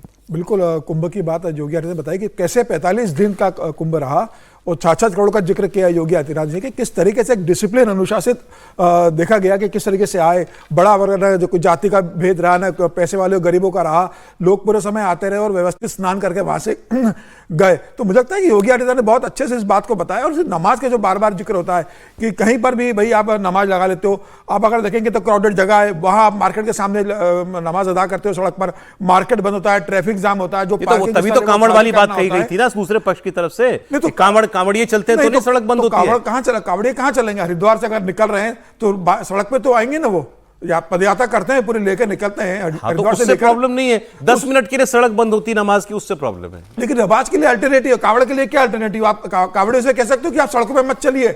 भाई सड़कों पर चलेंगे, जब हरिद्वार से गंगा जल लेके निकलेंगे तो सड़क के माध्यम से तो जाएंगे वो, तो उसमें कहां इस तरह की प्रॉब्लम होगी? नमाजियों से कहा जाता है कि भाई आप इंतजार कर लीजिए, एक हो जाए उसके बाद बाकी बच्चे लोग कर लीजिए। सरकार ने यह भी दिया था कि भाई आप हमें बताइए कि आपके पास ज्यादा लोग हैं, हम सामुदायिक भवन आपको दे देंगे, वहां एकत्र होकर आप किसी ग्राउंड में नमाज का अदा कर लीजिए। तो योगी जी का इस पर जवाब आ गया। अब वो ये भी कह रहे हैं, तो सीधे सीधे मुसलमानों से कह रहे हैं हिंदुओं से अनुशासन सीखो, कुंभ देख लो हमारा।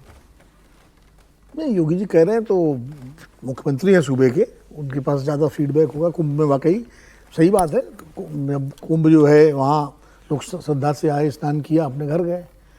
और नमाज की आदत बात, नमाज में भी हमें तो कोई ऐसा दिखता नहीं, कहीं कोई हिंसा हो रही है, लोग आते हैं वो भी नमाज पढ़ के चले जाते हैं। हाँ, अब कहीं जब आमने सामना कुछ होता है, चाहे वो शोभा यात्रा निकल रही हो, वो अलग बात है, लेकिन आमतौर पर नमाज में भी देखो, आप कहीं भी देखो। अब सड़क वाली जहां तक बात है, वो कह रहे हैं मैंने सड़क पर कोई जुलूस रोका क्या मुसलमानों का? सड़क पर जहां तक बात है तो वो एक रास्ता निकाला जा सकता है। कांवड़ यात्रा की जहां तक बात है तो कांवड़ियों में भी तमाम उपद्रव होते नहीं होते हैं, कितनी घटनाएं होती हैं जब कांवड़ यात्रा होती है, जगह जगह कई रिपोर्ट होती है उस समय, और पूरा ट्रैफिक जो है आखिर रोक ही दिया जाता है ना, ट्रैफिक तो रोक ही दिया। बेहतर तो ये हो कि कांवड़ यात्रा के लिए आप अलग से अगर रूट बना दें। नहीं, कहाँ बना देंगे सर, चलेंगे तो सड़क पे? नहीं, सड़क पर ही चलेंगे, ऑल्टरनेट रूट बनाया गया था, जिससे ये मुरादनगर वाली जो नहर है उसके किनारे की जो पट्टी है वो कांवड़ यात्रा के लिए आरक्षित की गई थी।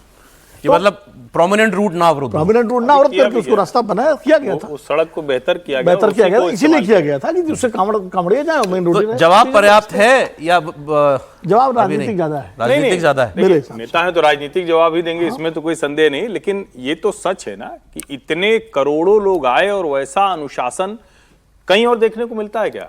नहीं मिलता है। ठीक है, आप कह सकते हैं कि कांवड़ यात्रा के समय कुछ हो गया क्या, कहीं कुछ दूसरी चीजें हो गई क्या, लेकिन सामान्य तौर पर हिंदू पर्व उत्सव में संयम ज्यादा होता है, अनुशासन ज्यादा होता है, और ये दूसरों को सीखना चाहिए। इसमें कोई मतलब जिसको कहें कि डिप्लोमेटिक होने की जरूरत नहीं है, और योगी आदित्यनाथ ने वो करने की कोशिश नहीं की। तो मुझे लगता है ये सीखना ही चाहिए। और सड़क पर तो कोई भी नमाज ही नहीं, सड़क पर अगर कोई भी आयोजन हो रहा है तो उस आयोजन को धीरे धीरे हमें समाप्त करना होगा। दुनिया बदल रही है। पहले क्या होता था, कहीं भी टेंट लगा के लोग अपने घर का शादी विवाह कर लेते थे, कहीं भी कुछ भी कोई करने लगता था, अब जाके लोग शिकायत कर देते थे 10 बजे। चलिए सर, आगे बढ़ते तो करते भी नहीं है। तो दरअसल ये हो गए हैं। आप योगी जी से भी सवाल हुआ कि कुछ लोग आपको प्रधानमंत्री देखना चाहते हैं। कल संजय राउत ने एक स्टेटमेंट दिया था, मैंने आपको कहानी कुर्सी की में सुनाया था। वो उन्होंने कहा कि संघ मुख्यालय जाना नरेंद्र मोदी जी का, दरअसल वो अपने त्यागपत्र का समय पूछने गए थे कि मुझे 75 साल का मैं साल हो जाऊँ तो मैं रिटायर कब हूँ, उसकी चिट्ठी में कब लिखूँ आपको। तो वो मजे ले रहे थे इस बात पर। लेकिन ये सवाल अब जैसे आज योगी जी से पूछ लिया गया, ऐसे ही देवेंद्र फडणवीस से भी पूछ लिया गया। देवेंद्र फडणवीस तो पूरा टाइम प्रधानमंत्री के साथ ही थे उस वक्त। कल वो एक कार्यक्रम में थे और उस कार्यक्रम में संघ प्रमुख भी मौजूद थे। वो कार्यक्रम था एक सामूहिक रूप से शिव तांडव स्तोत्रम के गायन का, और वो तस्वीर बड़ी अच्छी थी। तो पहले तो उसको मैं तस्वीर ही आपको दिखा देता हूँ। और देवेंद्र फडणवीस बैठे हुए हैं और मुझे तो ऐसा लगा कि उनको वो पूरा शिव तांडव स्तोत्र जो है वो याद है उनको, बड़ा कठिन होता है उसको मेमोराइज करना। आप पहले ये तस्वीर देख लीजिए, फिर उस सवाल की बात आते हैं।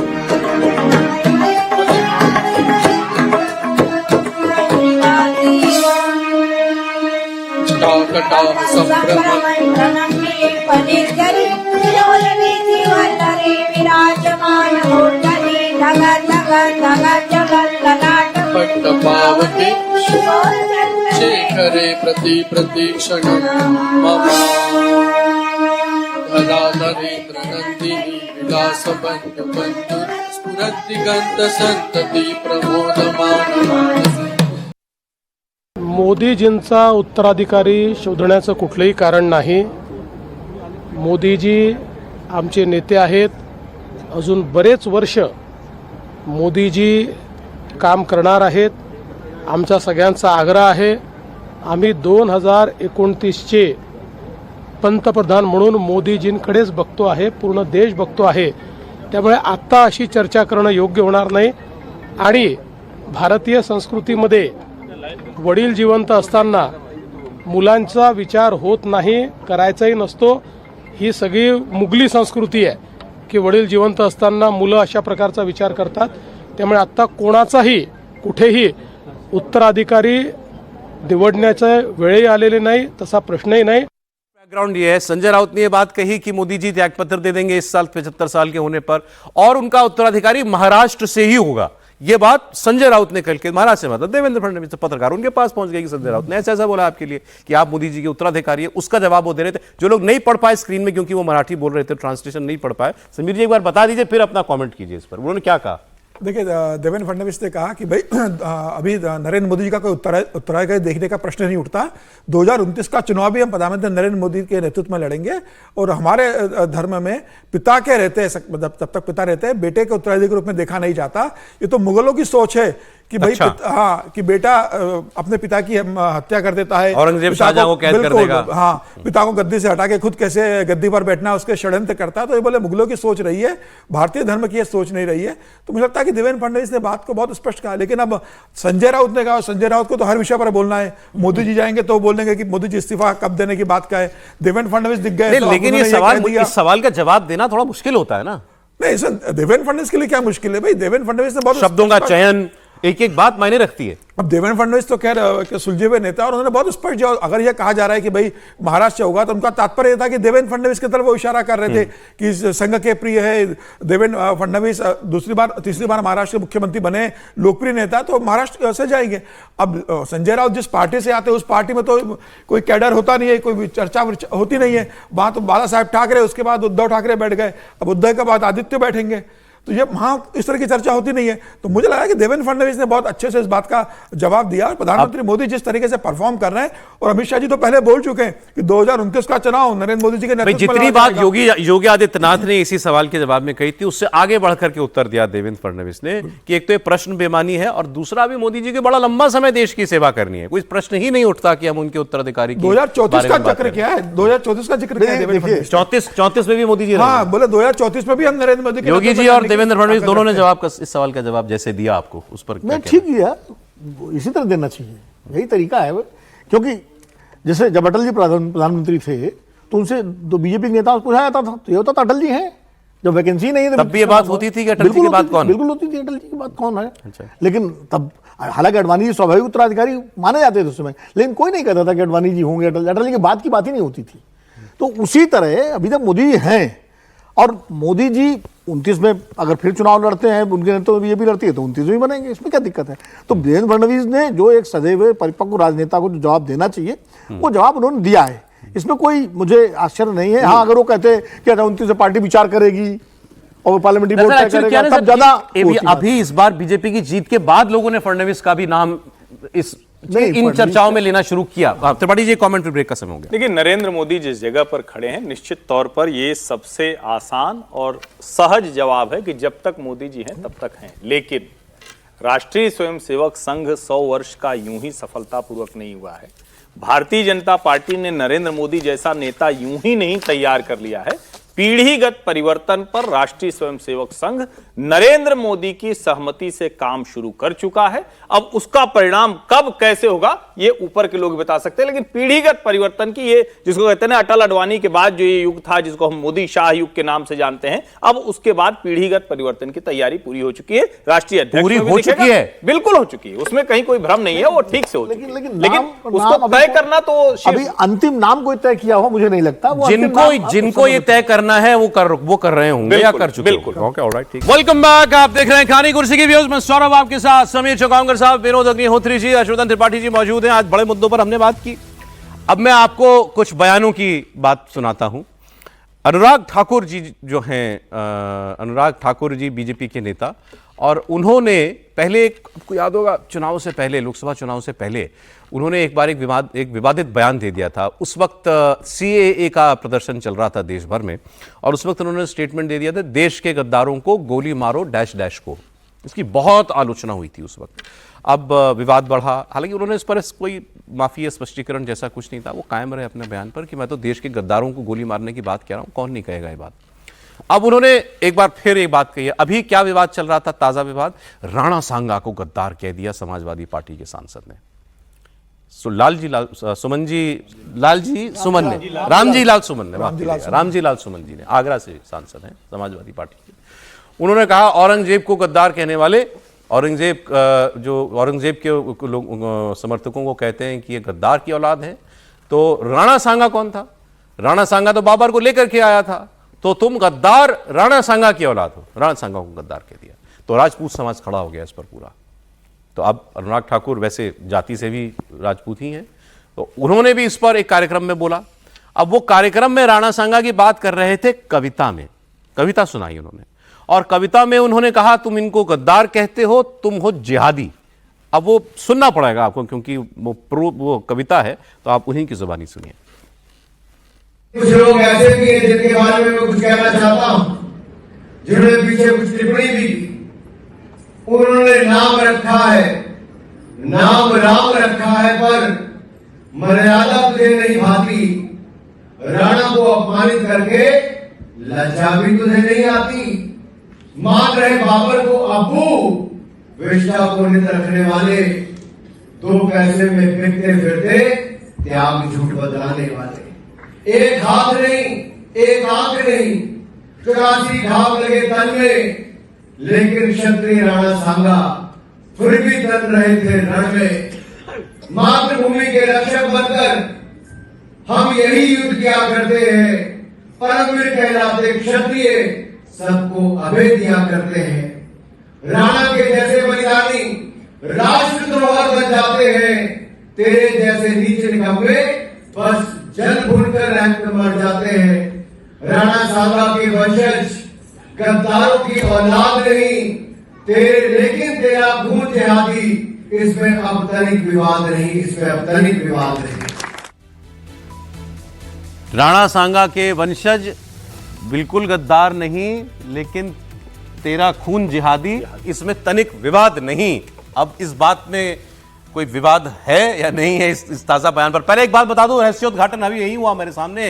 ये जिस मंच से बोल रहे थे त्रिपाठी जी वहीं थे, मंच पर ही बैठे हुए थे, आपके सामने ही हुआ ना ये? जी जी, मेरे सामने हुआ। ये खैर 30 तारीख का कार्यक्रम है। दून मेडिकल कॉलेज का, वहाँ का जो गवर्नमेंट मेडिकल कॉलेज है, उसका एनुअल फंक्शन था। तो आप कैसे देखते हैं इस बयान को? नहीं, मैं तो चूंकि वहीं था और मुझे उस भाषण में कोई बहुत वैसा नहीं दिखा। हाँ, ये लाइन जरूर लगती है किसी को टारगेटेड है, लेकिन मेरा ये मानना है कि राणा सांगा को लेकर इस देश के किसी भी व्यक्ति के मन में ऐसे ही भाव, और राणा सांगा को अगर कोई गद्दार कहता है तो उसके लिए शायद ऐसी ही भावना जो सामान्य व्यक्ति होगा उसके मन में भी होगा। अनुराग ठाकुर नेता है। अनुराग ठाकुर अभी एक तरह से इसको यूं भी देख सकते हैं कि अनुराग ठाकुर अभी थोड़ा मेन स्ट्रीम से हटे हुए हैं, अभी मंत्री नहीं है, तो लाइमलाइट में भी आने के लिए ऐसे बयान काम आते हैं। नहीं, मैं कह रहा हूं काम आते हैं, लेकिन ये सामान्य भावना है। अगर राणा सांगा को कोई गद्दार कहेगा तो निश्चित तौर पर उसकी प्रतिक्रिया कुछ इसी तरह। उन्होंने जिसने राणा सांगा को गद्दार कहा उसको उसका खून जिहादी बता दिया। अब बीच में एक लाइन कोई ये भी थी, मां कहे बाबर को अब्बू, ये भी लाइन थी इसमें ना। है कुछ सर इसमें विवाद? नहीं, विवाद तो किसी चीज़ में आप देख सकते हैं। अनुराग ठाकुर सांसद हैं, पूर्व मंत्री हैं। मुझे लगता है कि जो भी इस कद पर व्यक्ति हो, जो रामजीलाल सुमन ने जिस तरह की भाषा बोली, लगभग वैसी भाषा अनुराग ठाकुर ने बोली है। मुझे लगता है दोनों को ही परहेज करना चाहिए इस तरह की भाषा से। आप सांसद हैं, आप नेता हैं, आपको लोग देख सुनते हैं। तो अब चूंकि अनुराग ठाकुर एक बार जब बोले थे वो सीए के आंदोलन में, याद होगा, तो उसमें राज्य मंत्री, गोली मारो वाला, वो राज्य मंत्री थे, उसके बाद वो कैबिनेट मंत्री हो गए, तो उसका फायदा मिला था उनको उस भाषण का।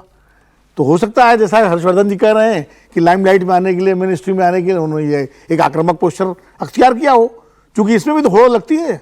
दूसरा, अनुराग ठाकुर खुद मतलब क्षत्रिय, उन्होंने 2-3 बार क्षत्रिय शब्द का उपयोग किया कि क्षत्रियों का जो गौरव है उसका उन्होंने उल्लेख किया, और चूंकि खुद उसी समाज से आते हैं तो जाहिर है उनके अंदर ज़्यादा अपने समाज के प्रति। और हिमाचल की जहाँ की राजनीति करते हैं, उत्तराखंड, इन दोनों राज्यों में ब्राह्मण और क्षत्रिय दोनों जातियों का राजनीति में सब वर्चस्व है, बहुत प्रभुत्व है। और इसीलिए जैसे भारतीय जनता पार्टी की हिमाचल की राजनीति है, उसमें शांता कुमार जी वो बड़े ब्राह्मण नेता थे।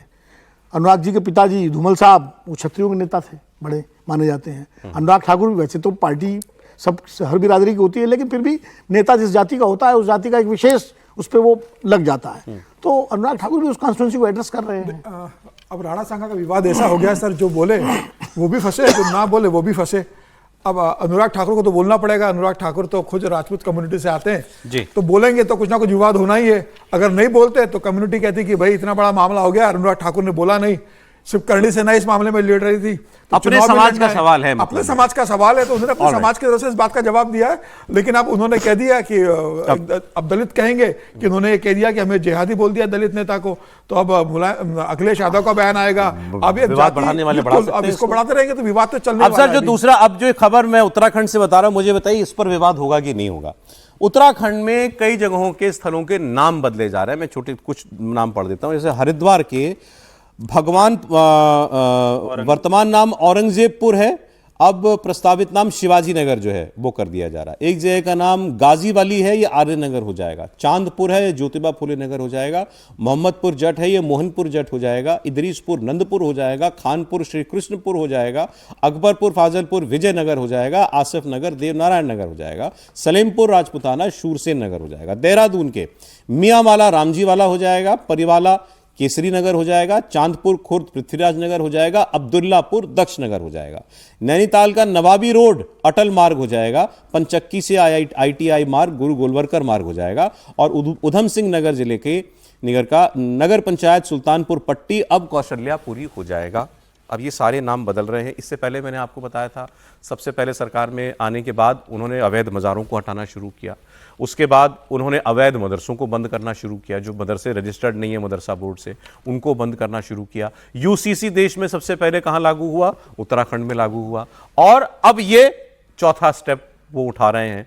तो आप इसको हिंदुत्व कहिए या दूसरा पक्ष जो है वो इसको कहेगा कि एंटी मुस्लिम, वो चल रहे हैं उसी धारा पर। अब इस पर धामी जी ने भी रिएक्शन दिया, इसी बात पर सवाल पूछा गया उनसे, सुन लेते हैं। और इस पर रिएक्शन उत्तर प्रदेश से आया। इमरान मसूद यूपी से आते हैं, सांसद हैं कांग्रेस पार्टी के। अखिलेश यादव भी बोले, अगर बयान है तो उनका भी सुना दीजिए।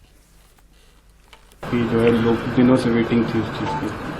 लोगों को लंबे समय से प्रतीक्षा थी कि वहाँ के नाम वहाँ की जनभावनाओं के अनुरूप होना चाहिए, वहाँ की संस्कृति के अनुरूप होना चाहिए, वहाँ के जो हमारी संस्कृति है उसके अनुरूप होने चाहिए। साथ ही जो हमारे उन क्षेत्रों के महापुरुष रहे हैं या उनका उस क्षेत्र में उस प्रकार की संस्कृति में योगदान रहा है, ऐसे नाम और राज्य का जो हमारा स्वरूप है देवभूमि के अनुरूप होने चाहिए। तो लोगों की जनभावनाओं के अनुरूप सभी के जो सुझाव आए थे उसके अनुरूप इन नामों की घोषणा की गई है, जिसका लोगों ने स्वागत किया है।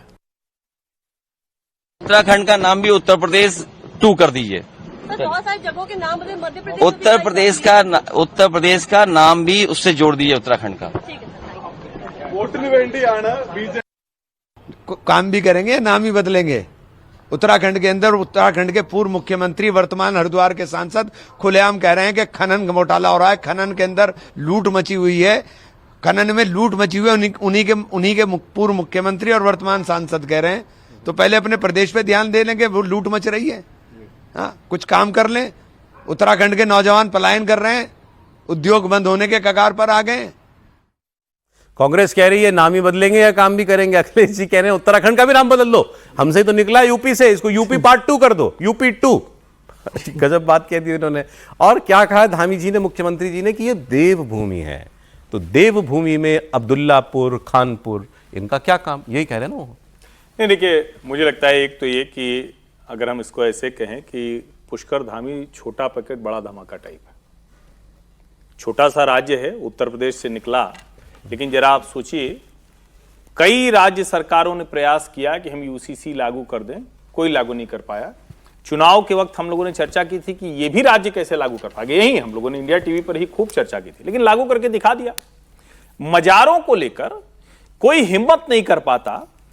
अब बिना मतलब अंदर कोई नहीं है और मजार बन गई, तो भाई इसका मतलब क्यों जमीन कब्जा हो रहा है? जब लैंड जिहाद कहा गया तो सबने कहा फर्जीवाड़ा है। बाद में सैकड़ों मजारें निकली जिसमें अंदर कोई है नहीं, जब खोदा गया तो खाली निकला।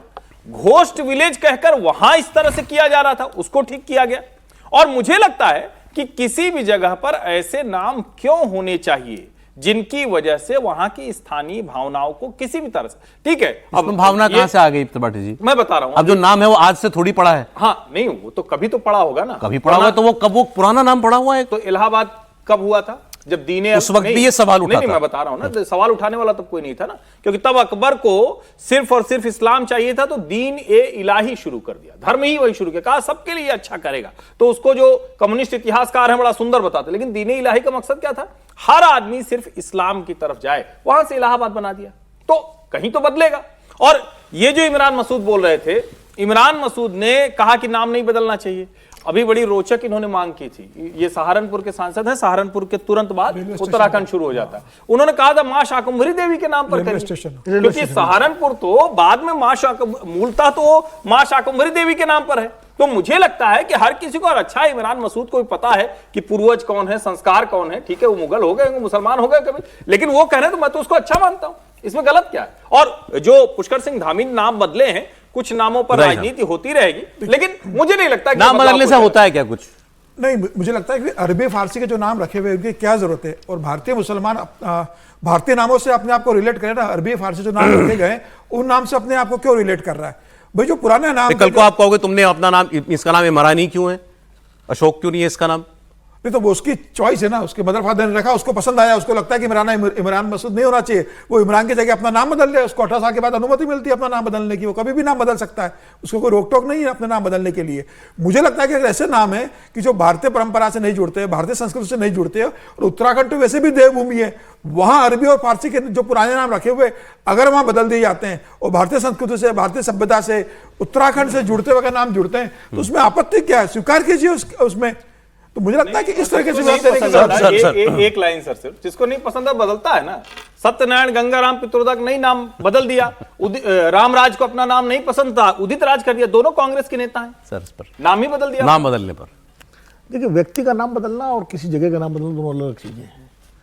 व्यक्ति एक व्यक्ति होता है, अपनी इच्छा से बदल सकता है। जगह में वहां 400, 500, 1000, 10,000, 15,000, 20,000 लोग रहते हैं, पहचान होती है। अब आज भी हर्षवर्धन जी को हम इलाहाबादी कहेंगे तो खुश होंगे, प्रयागी कहेंगे तो शायद न मानो। अपने को प्रयागी कहने में इनको अच्छा नहीं लगेगा।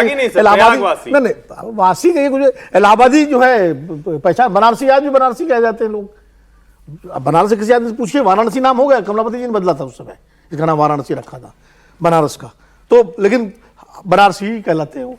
तो नाम आप बदल दीजिए। ये कनॉट प्लेस का नाम राजीव गांधी सर्किल है, कितने लोग बोलते हैं राजीव गांधी सर्किल, कोई बोलता है? सब कनॉट प्लेस बोलते हैं। तो मैं कह रहा हूं कि नाम, अच्छा भारतीय संस्कृति की बड़ी विचित्र बात है, खाली हिंदू संस्कृति क्या भारतीय संस्कृति है भाई? भारतीय संस्कृति अगर 5,000, 10,000, 15,000, 20,000, 50,000 साल की है तो उसमें समावेशी है ना, सब कुछ है उसमें।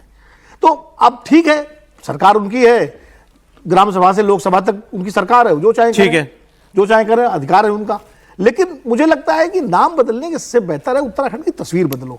जो त्रिवेंद्र सिंह रावत ने कहा है, जो उनके पूर्व मुख्यमंत्री हैं, उनके सांसद हैं, खुलेआम जिस तरह से वो हो रही, फिर चीफ सेक्रेटरी ने जवाब दिया, फिर उन्होंने जो बयान दिया, धामी जी को इस पर ध्यान देना चाहिए, गवर्नेंस पे ध्यान देना चाहिए। उत्तराखंड के गवर्नेंस को लेकर बहुत शिकायतें हैं। और आगे बढ़ते हुए बंगाल की खबर बताता हूं आपको।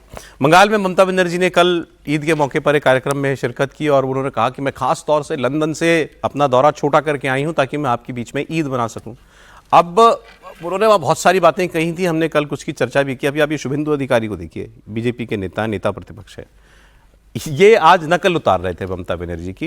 वो एक इनके पास एक गेरुए रंग का साफा था, कपड़ा था, वो इन्होंने सर पे लपेट लिया और ये बताना चाह रहे थे कि ममता बनर्जी मुसलमानों को खुश करने के लिए उन्हीं की जैसी वेशभूषा पहनकर उनके बीच में जाती हैं, कहीं और तो हमने देखा नहीं इनको।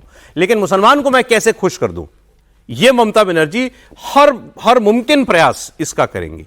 मैं आपको कल की ममता बनर्जी का एक लंबा भाषण था, उसका एक बयान वहां से सुना रहा हूं, एक रेफरेंस के लिए। ममता जी वहां बोल रही थी तो कैसे हाव भाव में थी, वो आप एक बार सुनिए, और फिर शुभेंदु अधिकारी ने आज कैसे नकल उतारी वो देखिए। जहां से अच्छा हिंदुस्तान हमारा, और कौन थे, हिंदू ना मुस्लिम? पूछिए लोगों को, आर्मी में जो काम करते हैं उसको एक ही आइडेंटिटी रहता है, वो हिंदू हो, चाहे मुस्लिम हो, चाहे सिख हो, चाहे ईसाई हो। देखो रामकृष्ण ने क्या बोला, देखो स्वामी विवेकानंद ने क्या बोला। हम रामकृष्ण को धर्म मानता है, स्वामी विवेकानंद को धर्म मानता है। এরকম করে হিজাব পরে এসেছিল এইখানে বয়ালে, আর সব হিন্দু লোক জয় শ্রীরাম राज्य पुलिस हिजाब पहन करके आ गई थी वो। अब सब लोग जय श्री राम बोलो यहाँ पर जितने लोग। त्रिपाठी जी, नहीं देखिए, मुझे लगता है कि बंगाल की राजनीति तो रोचक होती जा रही है। वहाँ जिस तरह से मुस्लिम जनसंख्या वो जो इलेक्टोरेट है उसका बड़ा हिस्सा है, तो ममता बनर्जी भी एकदम एक्सट्रीम पे जा रही है। वो एकदम कोई भी अवसर छोड़ना नहीं चाहती और सचमुच ये बड़ा अपीजमेंट है। हम लोग पहले भी कल ही शायद बात की थी हमने, जो उन्होंने कहा कि हम हिंदू भी हैं मुसलमान भी हैं, ऐसा कैसे हो सकता है। फिर उनके सारे एक्शंस जो है वो साफ साफ मुसलमानों को खुश करने वाले दिखते हैं। फिर ये दिखता है कि बीएसएफ जब 50 किलोमीटर तक कार्रवाई कर सकती है तो उसमें जाके लोग अड़ंगा लगाते हैं। फिर यह दिखता है कि बांग्लादेश की सीमा पर, और विशेषकर जो मुस्लिम बहुल इलाके हैं जो भारत और बांग्लादेश सीमा पर, वहां अमित शाह ने गृह मंत्री के तौर पर सदन में बताया कि भैया वहां जाकर लोग हंगामा करने लगते हैं, हम इतनी फेंसिंग कर चुके हैं, इतनी बची हुई है।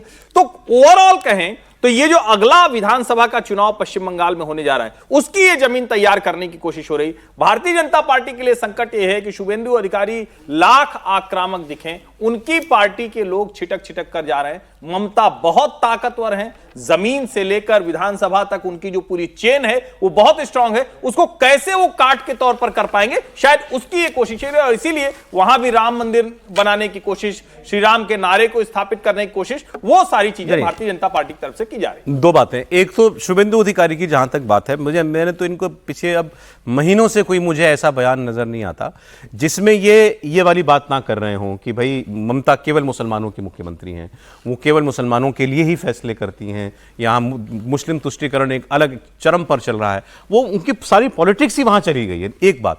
दूसरा, आज जो खबरें चल रही थी वो ये कि अब रामनवमी आ गई, तो रामनवमी का जुलूस, रामनवमी का पर्व एक हफ्ते तक वहां पर मनाया जाएगा। बीजेपी, वीएचपी इसमें लगे हुए हैं, जगह जगह जुलूस निकाले जाएंगे। रामनवमी को सबसे बड़ा त्योहार एक किस्म से आपके, सबसे बड़ा तो नहीं, दुर्गा पूजा तो होती है, रामनवमी को बहुत बड़ा पर्व बनाने की तैयारी है, क्योंकि एक साल ही बचा है इलेक्शन में। निश्चित रूप से चुनाव को देख के भारतीय जनता पार्टी वहाँ तैयारी करेगी, लेकिन मुझे लगता है कि इन सबसे ज्यादा भारतीय जनता पार्टी को अपने संगठन की तरफ देखना चाहिए। शुभेंदु अधिकारी तो प्रदेश अध्यक्ष नहीं, शुभेंदु अधिकारी तो विपक्ष के नेता है। सुकांत मुजुमदार आपके प्रदेश अध्यक्ष है, वो केंद्र में मंत्री है। मुझे लगता है जब चुनाव में आपको ममता बनर्जी जैसे एक ताकतवर नेता से बंगाल में चुनाव लड़ना है तो आप एक पूर्णकालीन अध्यक्ष वहां देना चाहिए। केंद्र में मंत्री रहते सुकांत मुजुमदार कितना वहां पर समय दे पाएंगे? दिखते तो केवल शुभेंदु अधिकारी हैं। इस कारण दिखते हैं क्योंकि वहां के संगठन में और शुभेंदु अधिकारी के बीच में खिंचतान है। शुभेंदु अधिकारी कोई भारतीय जनता पार्टी के कैडर से या संघ के कैडर से आए हुए नहीं है, वो टीएमसी से आए हुए नेता है। वो जिस तरीके वहां राजनीति कर रहे हैं उसके बाद भारतीय जनता पार्टी के कई नेता वहां पर असहज महसूस कर रहे हैं। दिलीप घोष आज कहां पर है? जो भारतीय जनता पार्टी के बड़े नेता बंगाल के होते थे, आज वो शांत हैं। सुकांत मुजुमदार कभी कभी जाते हैं, बाकी भारतीय जनता पार्टी के वहां संगठन किस तरीके से काम कर रहा है। हालांकि सुनील बंसल वहां पर संगठन के प्रभारी है, वहां पर उनके पास जिम्मेदारी है, वो जमीनी स्तर पर काम कर रहा है। लेकिन मुझे लगता है कि संगठन प्रभाव पर विशेष ध्यान देने की जरूरत है। और शुभेंदु अधिकारी सिर्फ अगर चेहरा बनेंगे कि वही विधानसभा में बोलेंगे, वही सड़क पर अगर ममता बनर्जी को घेरेंगे और भारतीय जनता पार्टी का संगठन उसके पीछे रहेगा, बहुत सामने नहीं आएगा, तो मुझे लग रहा है कि भारतीय जनता पार्टी के संगठन की कमजोरी रहेगी। पूर्णकालीन अध्यक्ष आपको वहां बनाना पड़ेगा कि जो पूरे समय ममता बनर्जी को घेरे, संगठन देके, संघ और संगठन के बीच बेहतर समन्वय हो, और फिर ममता बनर्जी को वहां कैसे चुनौती देनी है इसकी तैयारी की जाए। तो बाकी नेताओं को, पार्टी को देख रहा है ना, शुभेंदु अधिकारी की इसमें क्या गलती है? वो तो काम कर रहे हैं तो दिख रहे हैं। जो आदमी सड़क पर निकला हुआ है वो दिखेगा भी, वो हाउस में भी उनसे झगड़ा करने वाले शुभेंदु अधिकारी सड़क पर भी वही शुभेंदु अधिकारी कर रहे हैं। लेकिन शुभेंदु अधिकारी के कई बयान और कई तरह का व्यवहार है जो भारतीय जनता पार्टी के स्थानीय संगठन को पसंद नहीं आ रहा है। अच्छा, और चूंकि वो लगातार बोल रहे हैं तो पार्टी के स्थानीय संगठन कह रहे हैं कि ठीक है फिर आप ही देखिए। चलिए अब जरा हरियाणा की बात करते हैं। लेकिन हरियाणा में कुछ नहीं हुआ है, बात दरअसल होगी पंजाब की, लेकिन कर रहे हैं हरियाणा के सीएम नायब सिंह सैनी। उन्होंने कहा कि मुझसे पंजाब के बहुत लोग मिलने आते हैं, तो मेरे पास पंजाब के कुछ सरपंच आए मुझसे बात करने के लिए, और उनका कहना यह था कि भाई मैंने उनको टाइम दिया, रात के 11, साढ़े 11, 12 बज रहे थे, मैंने उनको बुलाया।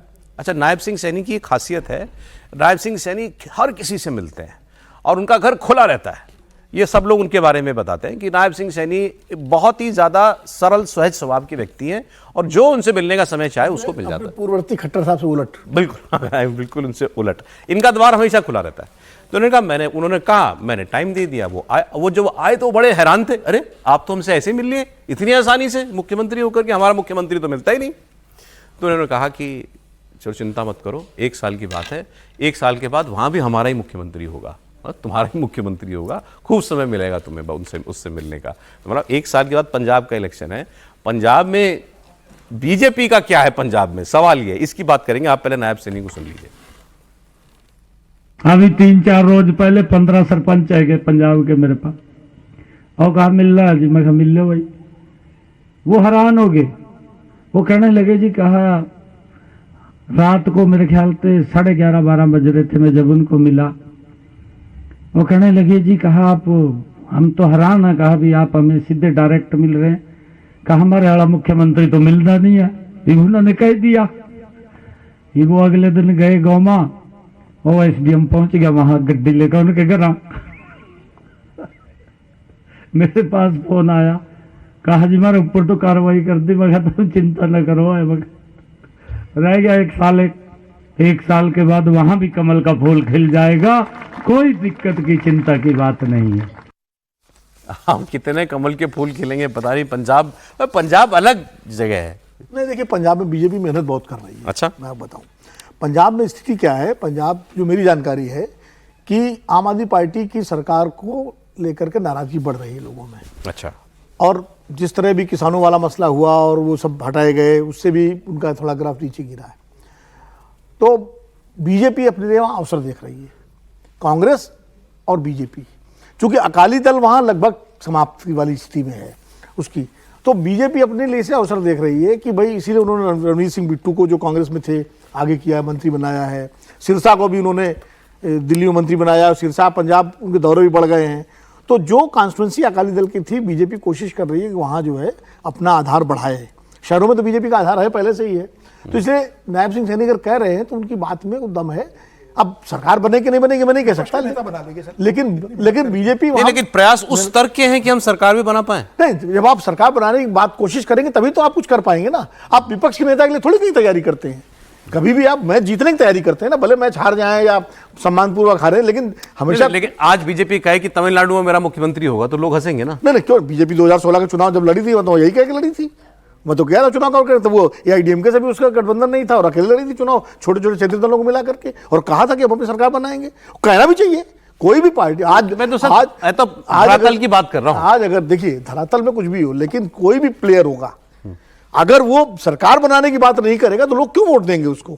विपक्ष के नेता के लिए वोट थोड़ी देंगे। बीजेपी की कितनी ताकत है पंजाब में, ये पूछ रहा हूं मैं आपसे। देखिए बीजेपी की ताकत बहुत ज्यादा नहीं है पंजाब में अभी भी, आज भी, क्योंकि जो पंजाब का जो गांव का इलाका है वहां पर बीजेपी अकाली दल के सहारे लड़ती रही है चुनाव। शहरों में बीजेपी का आधार रहा है।